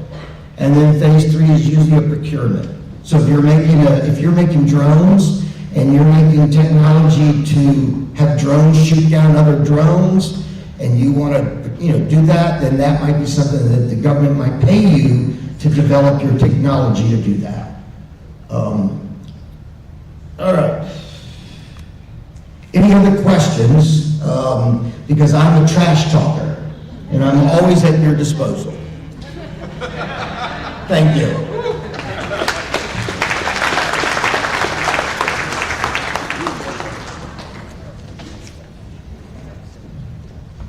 Thank you, John. Thank you. I don't know if anybody wanted to have a question. I just want to personally thank John for being here and filling in for Dave. Where's Dave today? Can you tell me where Dave's at? So Dave is right now on a conference call with the City of Key West, NAS Key West, and the Monroe County, because we're working right now to be able to do an $80 million project in Key West to take the City of Key West's garbage and Monroe County's garbage and divert 95% from trekking 500 miles round trip to the landfill in Lake Okeechobee. That's where their garbage is going. Key West and Monroe County are spending a fortune just hauling garbage. So we have the ability to take that garbage, pull out all the recyclables, clean them up, put them back in the circular economy, and sell them, a little extra revenue, and then we'll take the fuel and we'll cart it across the street, put it in a boiler with a Siemens, a Hearst boiler with a Siemens generator, and we'll produce 5 megawatts. Yeah, 5 megawatts for NAS Boca Chica. That's the air station in NAS Key West. Yeah, and Dave got the call like a day or two ago about having to change his meeting times for him, so he apologized for not being here. And then John did a wonderful job filling in. So John, a round of applause. And if you ever want to listen to a pun about trash, just listen to John's podcast, because he has all kind of puns dealing with trash, dollariologists, just all kind of wonderful puns. But Dave Rabeau is actually one of the first members to join our chamber back 8 years ago, and he started off small with that idea, and it's grown and grown and grown. And one day he envisions having his trash, his process on islands, Caribbean islands, where they have to haul trash off to places. So keep an eye on them. One day I think it's going to really be big and be a household name at some point. Now we're going to go ahead and break for lunch. I do want to let you know that we have one food truck out in the parking lot now. We had 5 planned, and there's one out there now, and a second one may be on its way, so we may have experienced a little bit of the delay. We gave you all a food voucher when you first came in for one food voucher. We're going to give you a second food voucher for you, so that's going to be equivalent to $20 worth of food at the food trucks.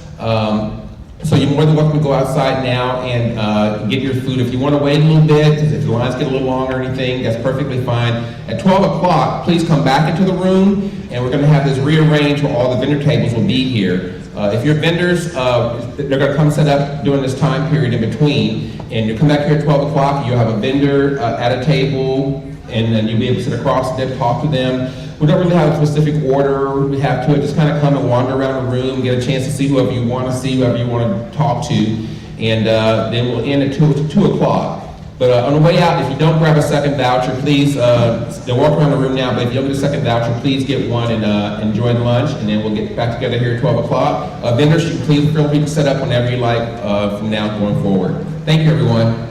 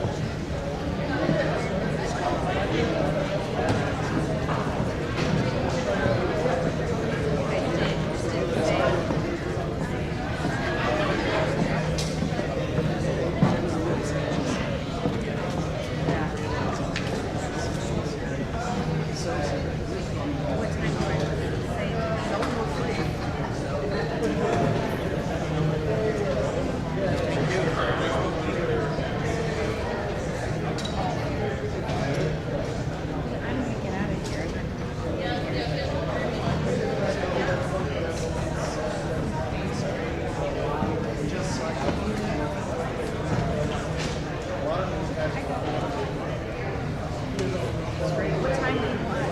Go now? Yes, he is.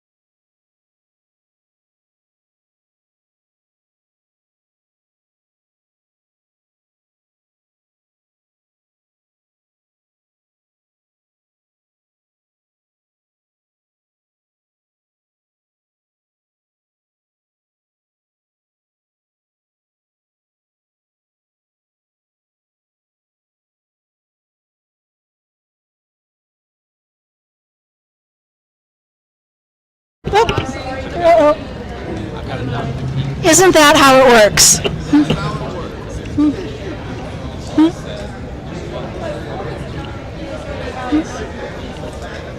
Hi. Okay, how are you doing today? Excellent. And you? I'm doing pretty good. And you are Kate. Yes, my name is Kate Kishel, and I am the founder of Asphalt Intelligence. Okay. Well, Miss Kate, Asphalt Intelligence. And of course, ladies and gentlemen, I'm Troy Mims with WBQP TV and also Praise TV here in Pensacola, Florida. Today, we are having this great event. We're connecting different businesses. Also, we are growing here in Pensacola. This event is sponsored by the City of Pensacola and also by the Minority Council, I believe that's what they call it. Tell us about your business. Hi, well, we are a registered women-owned business in the state of Florida. I am located in Pensacola, and I have developed and managed this cloud-based solution for screening of roadway networks. Wow.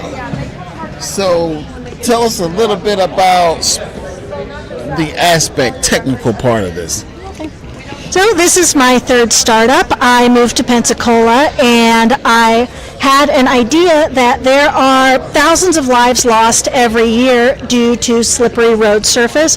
The exact number estimated by the FHWA is over 5,000 deaths every single year, and about 70 to 80% of those could be mitigated or prevented entirely by better maintenance of roadways. We know how to maintain roadways. We are good at it, but we have a finite number of resources, and so we need to know where should we focus our local experts when it comes to building and maintaining roads. So I developed Asphalt Intelligence. It is a software for non-computer people. So you can log on. Like me that don't know too much about all that fancy. So can you use email? Oh, yes, I can. Do you ever use the computer like right over there for this video? Yeah, of course. So is that simple? So it is somewhere between Dropbox and email. It is probably more simple than the software you're using to edit this video. Got me interested.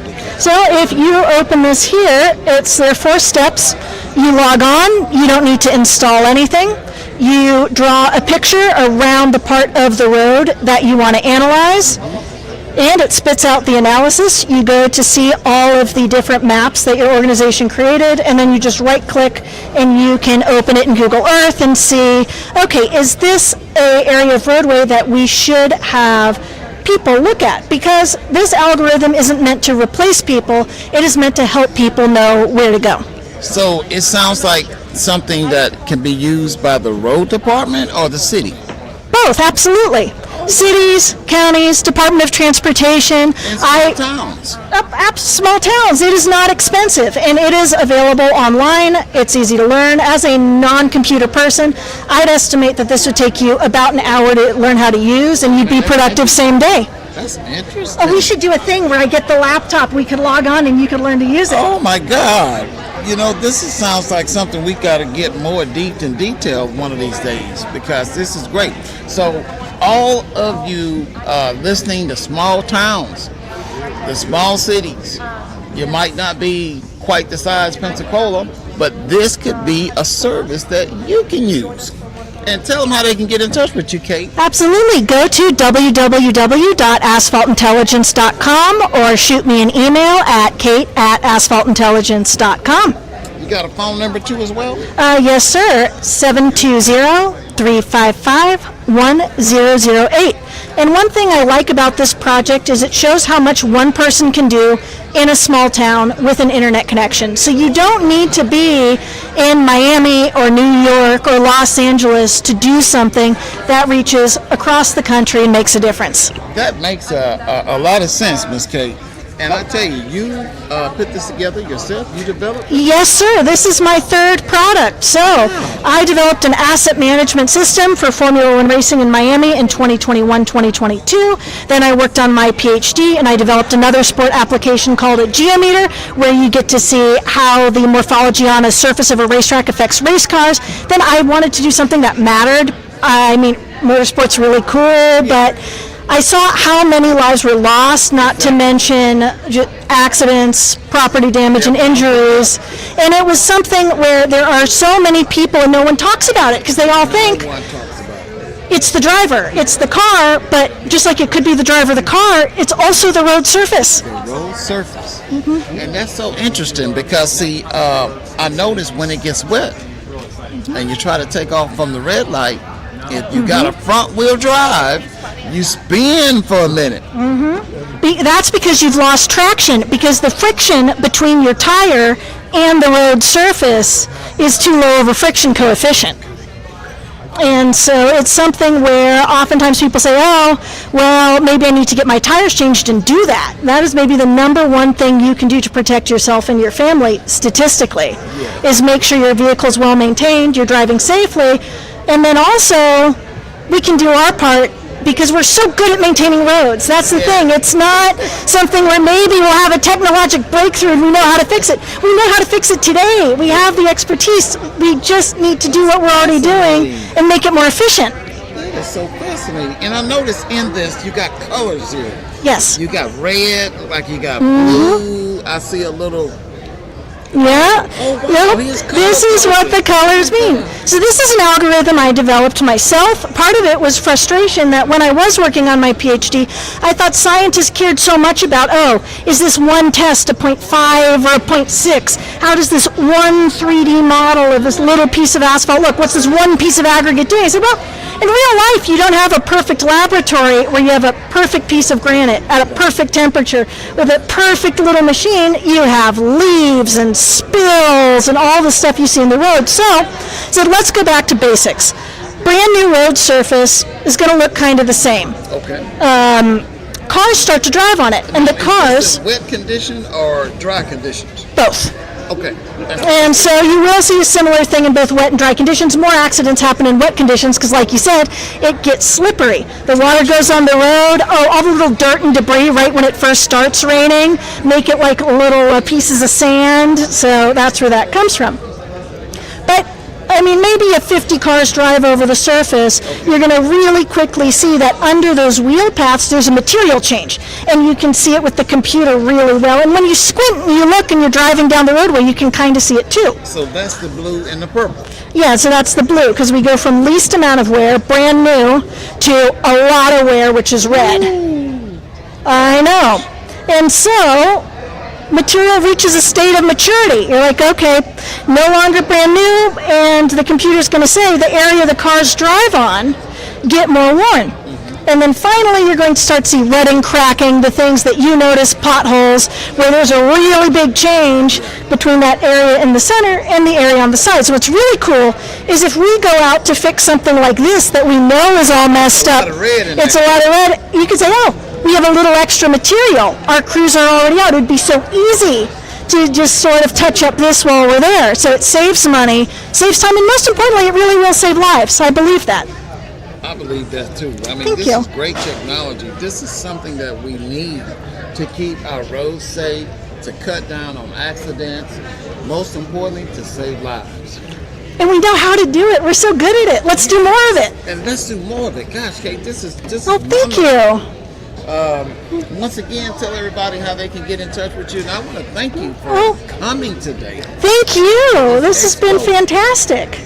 Also, go to my website, www.asphaltintelligence.com. You can create a free account, watch the training videos, learn how to do this yourself in about an hour, or shoot me an email, kate@asphaltintelligence.com, or call me, 720-355-1008. And she's available to give you a demo. Available to give you a demo, or just to talk. Maybe someone just says, hey, I have this idea. Have you thought of this? And I said, you know what? Let's sit down and see what we can do. I just talked to someone who said, can you do airfields? I said, well, this model won't do airfields, but maybe we could tweak it. And we could do other things. But, so we could have us a nice research project. Yeah, well, thank you so Well, much. thank you so much. Would this work on driveways? If you I'd have to test it on driveways. You have a long road to try to get to your house. I don't see why not, but I have not tested it on driveways. So this is something where before saying absolutely, because you do have the same patterns that you drive in the same ways on a long driveway. Some issues with like some of the driveways I'm accustomed to, they got water problems where the water comes in from the road, or I mean it could be reversal. Well, we want it to be reversal going out to the road away from your property. But I've seen it more coming in from the road onto your property. And so that's where you're saying we're taking everything into account with this model. We're not saying it's just cracking. We're not saying it's just rutting. We're not saying it's just friction coefficients. We're saying you put everything together, because what happens when you have water pooling up on a material, it starts to break it down. And so you're going to see that accelerated wear. And before it cracks, the model can pick up a change in the material. That's good to know. Another thing, you know how we had Snowmageddon a short while ago. It snowed last year. So our roads aren't used to things freezing. What happens when water gets in the little cracks in roads and it freezes? Iced up a whole lot. When things freeze, the water expands and it can, and I'm not sure how that could affect it, but we could look. And so there's a lot of possibilities. And you just need to research. So well, thank you. How the model was calibrated was I got a number of experienced roadway engineers to say, yes, this is what I'd expect to see. And I also got historic data from different DOTs. Shout out to Iowa DOT. They have all this online and it's fantastic. To say, all right, is what my model's picking up, does that match with accident records, friction testing, traffic patterns? Is this... Yeah, because you don't want computer says no. It's not like, well, ChatGPT says, hold my beer. Right. Well, thank you, Miss Kate. Thank you. I'm going to hold on to this. Oh, yeah, please do. Because I'm going to check it out. And I'm going to see on some of the properties and see if it's going to, if I can use it. Excellent. Give you a call. Come on out, see if we can tweak a little things and see what happens. Let's see it. Yeah. Great. Thank you It's so a pleasure much. talking with you. Pleasure talking with you. Wow. Just, I mean, real smart. Somebody talks as much as me. I really enjoyed this. Me too. All right. Well, I like your shirt design. Tell everybody about that design. Logo. Oh, that's your... Yeah, that's my logo, and so it is because we're solving the puzzle, and I wanted it to be something that's fun and approachable, because software shouldn't be scary. People are terrified of software. When they hear the word software. Well, because so much of it isn't maintained well. And because developers, they want to develop for other developers. I think the computer should do the work. Yeah. It shouldn't be on people to say, oh, how do you learn how to... No, it should be easy. Make the machine do your job for you. I like that. I like that. Wow. And we in that day and age. Why not? I know, absolutely. Why do we want to do more work for the bot? You put your computer overloads to work for you. Yeah, make my grocery list. That's it. Next time, somebody be showing up at your door, delivering your groceries. There you go. Hey, just tell them what to do. Just tell Thank you. Thank you. Yes, God bless you, and thank you so much for being on WBQP TV. Oh, my pleasure. Wow. All right. All right. Keep up the good work. Thank you. Thank you, ma'am. All right, ladies and gentlemen, we are still at the Small Business Expo, and I have another sister here. How are you doing? Pretty good, and yourself? I'm doing great. Come on in a little bit. Make sure we get you. Yes. So I'm Troy Mims. I'm Joanne Coleman. Pleased to meet you, Miss Coleman, and thank you for coming out to this Business Expo. You're welcome. Tell everybody about the expo and a little bit about yourself and your business.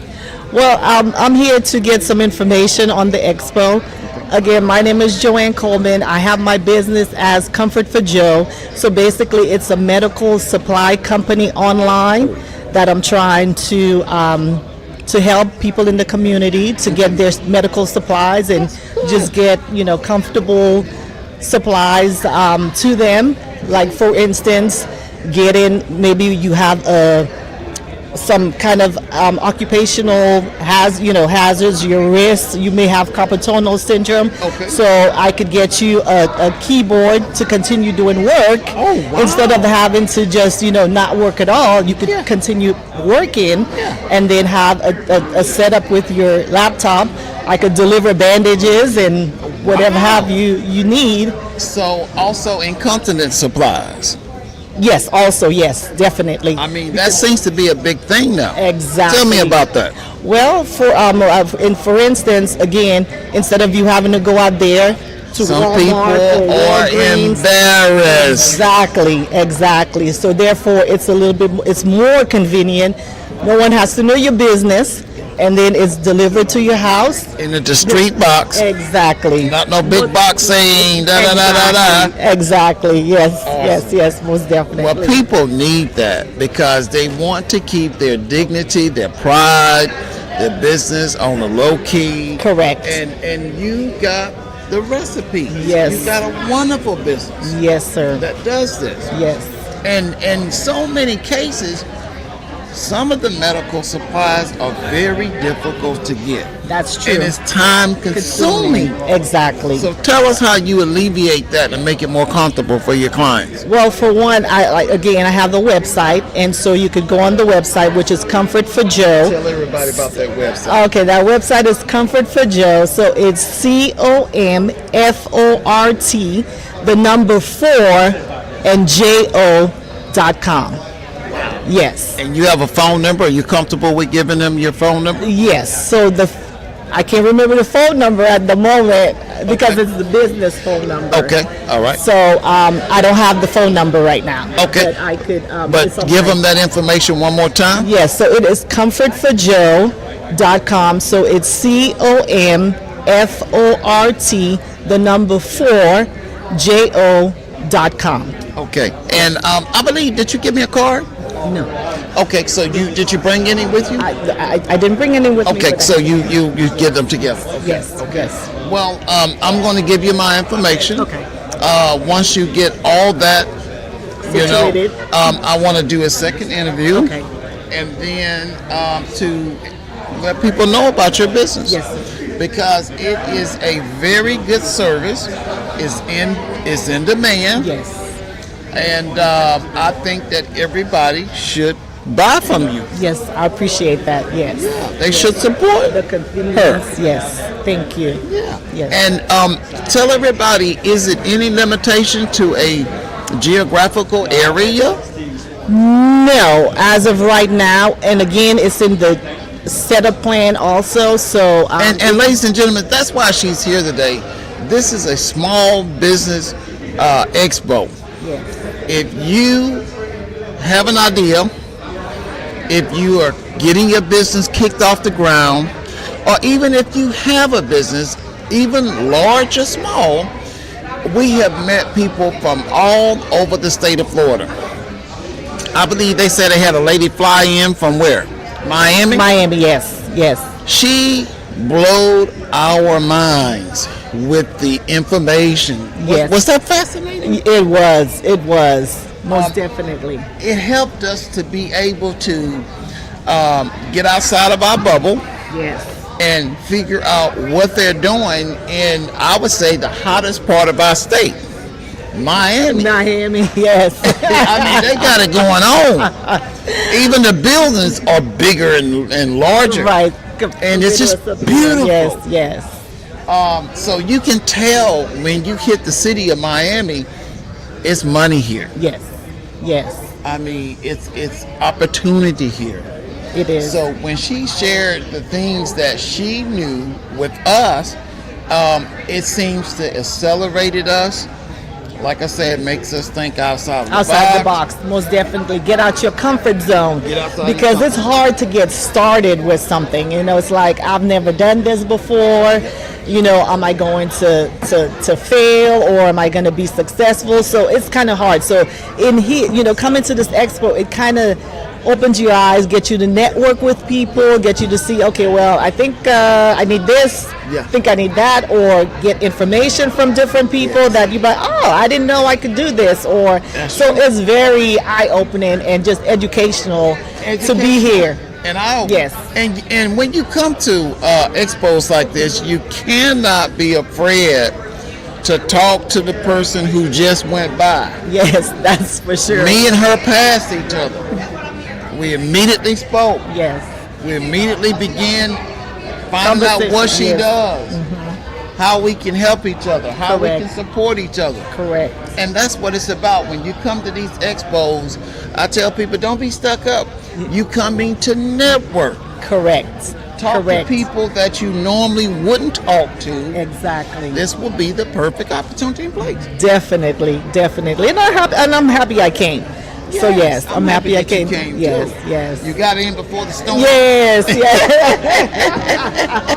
Oh my God! But ain't Yes. it beautiful out there? It is beautiful. Out there on the beach, this is just looking something. at the weather, it's just. And it looking was at horrible. Yes, I couldn't even see any sailboats. Now we got Yes. sailboats out there. We got Yes. people just all of a sudden, Yes. popping up. So it looks a little rough in the back, but it's still beautiful. Indeed, yes.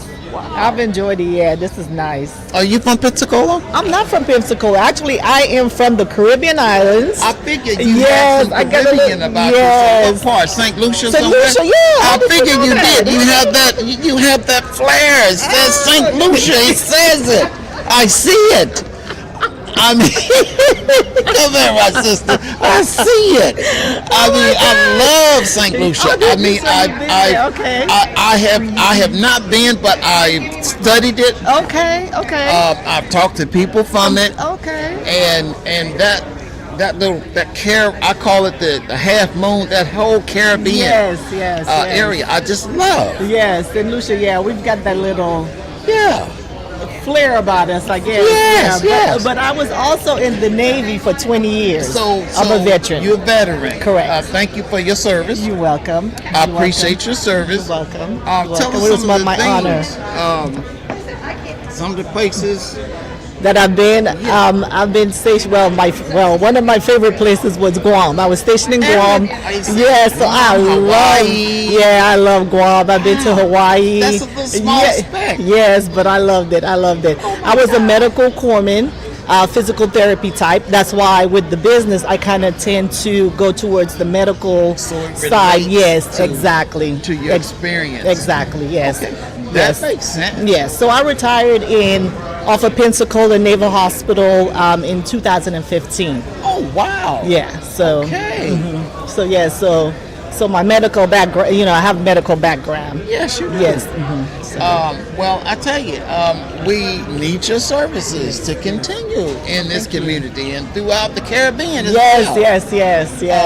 Now, do you think your business will flourish just like United States in the Caribbean? I do believe so. I mean, if I have to I have to get situated here and kind of just make sure that I feel comfortable and I'm able. So I start here and then to expand a little bit. Yeah, and expand a little bit. Now, you got family out there? Yes, I still have maybe a few aunts and I have a few cousins out in the Caribbean. And of course, I have family around the world, England and everywhere else. Okay. Yeah, so. Well, that is great. Yes, so. That is great. But yeah.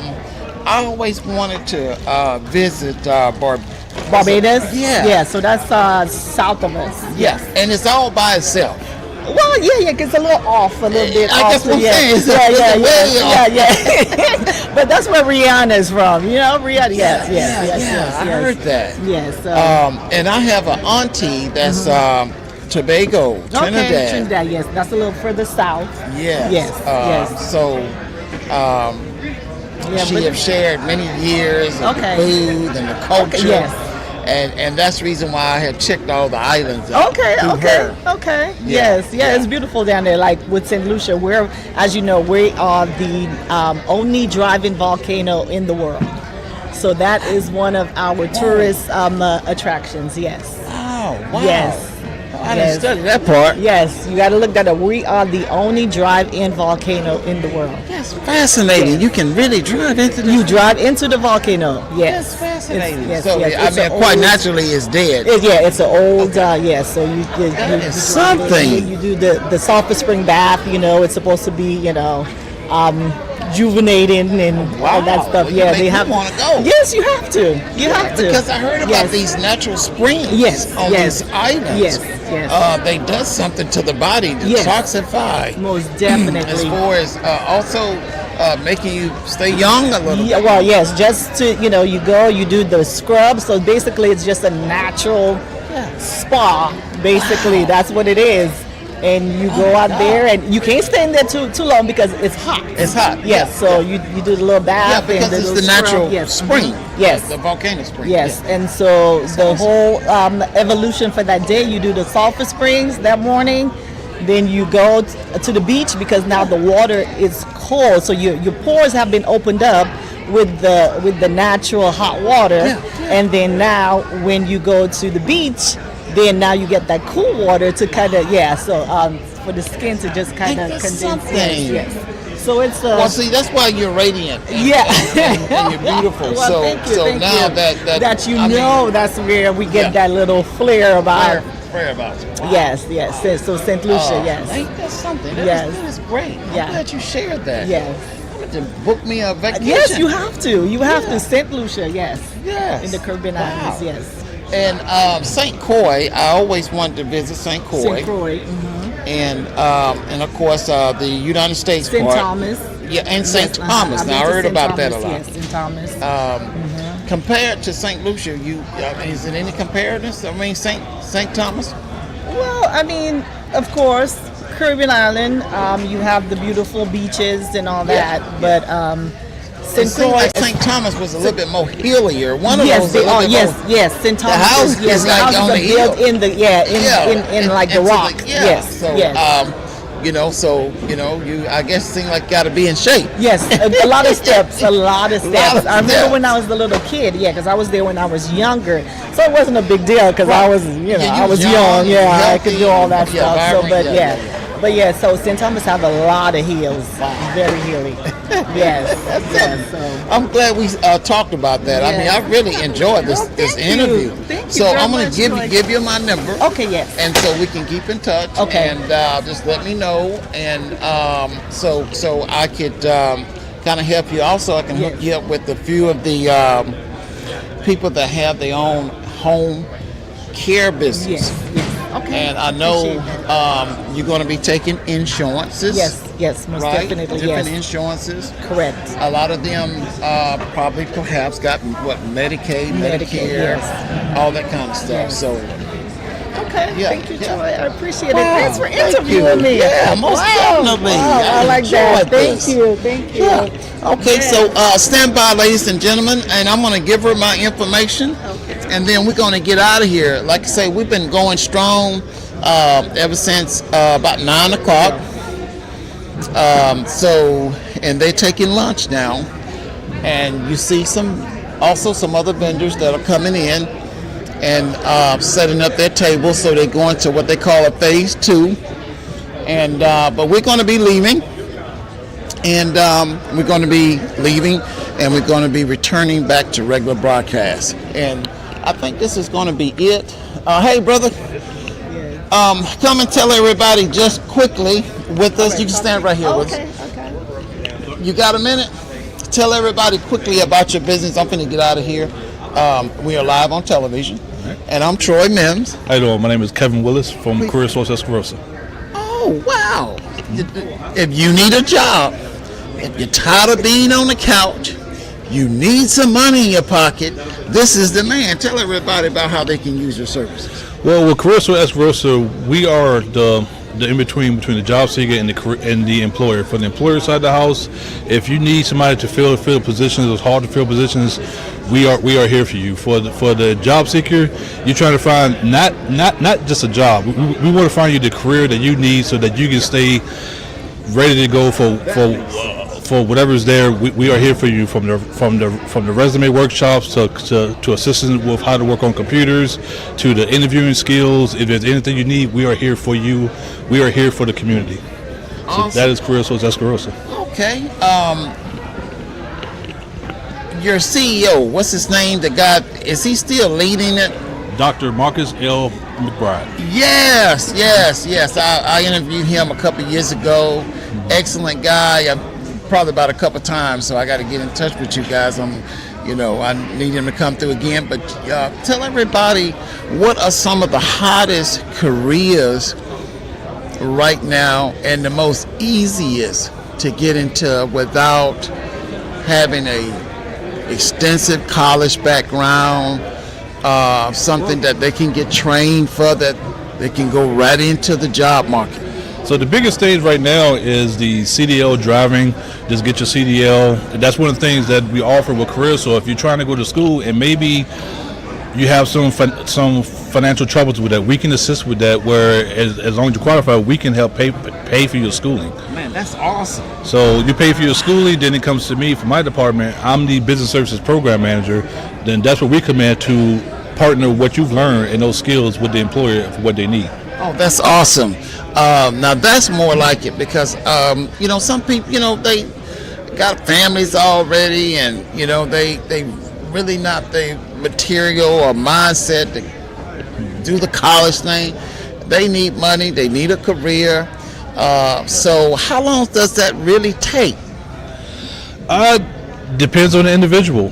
From the time they walk in outdoors, we're there to walk them through. We're standing side by side with them through their journey of getting their career.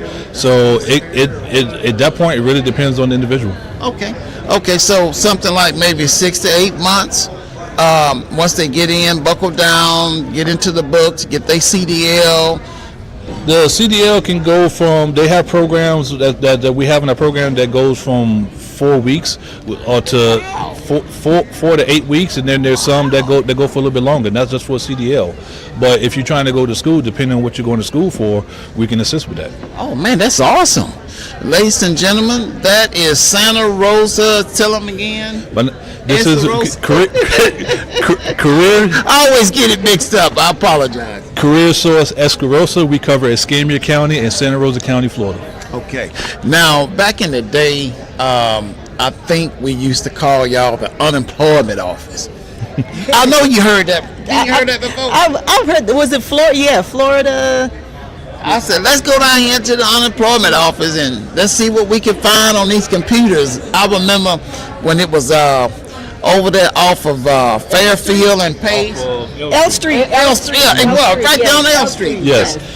So we are not the unemployment office, but we are here to assist with your unemployment needs. If you need the computers to access to fill out your unemployment, we have staff there that were willing to assist you and direct you with the work phone number for further assistance. But we are here to get you a career.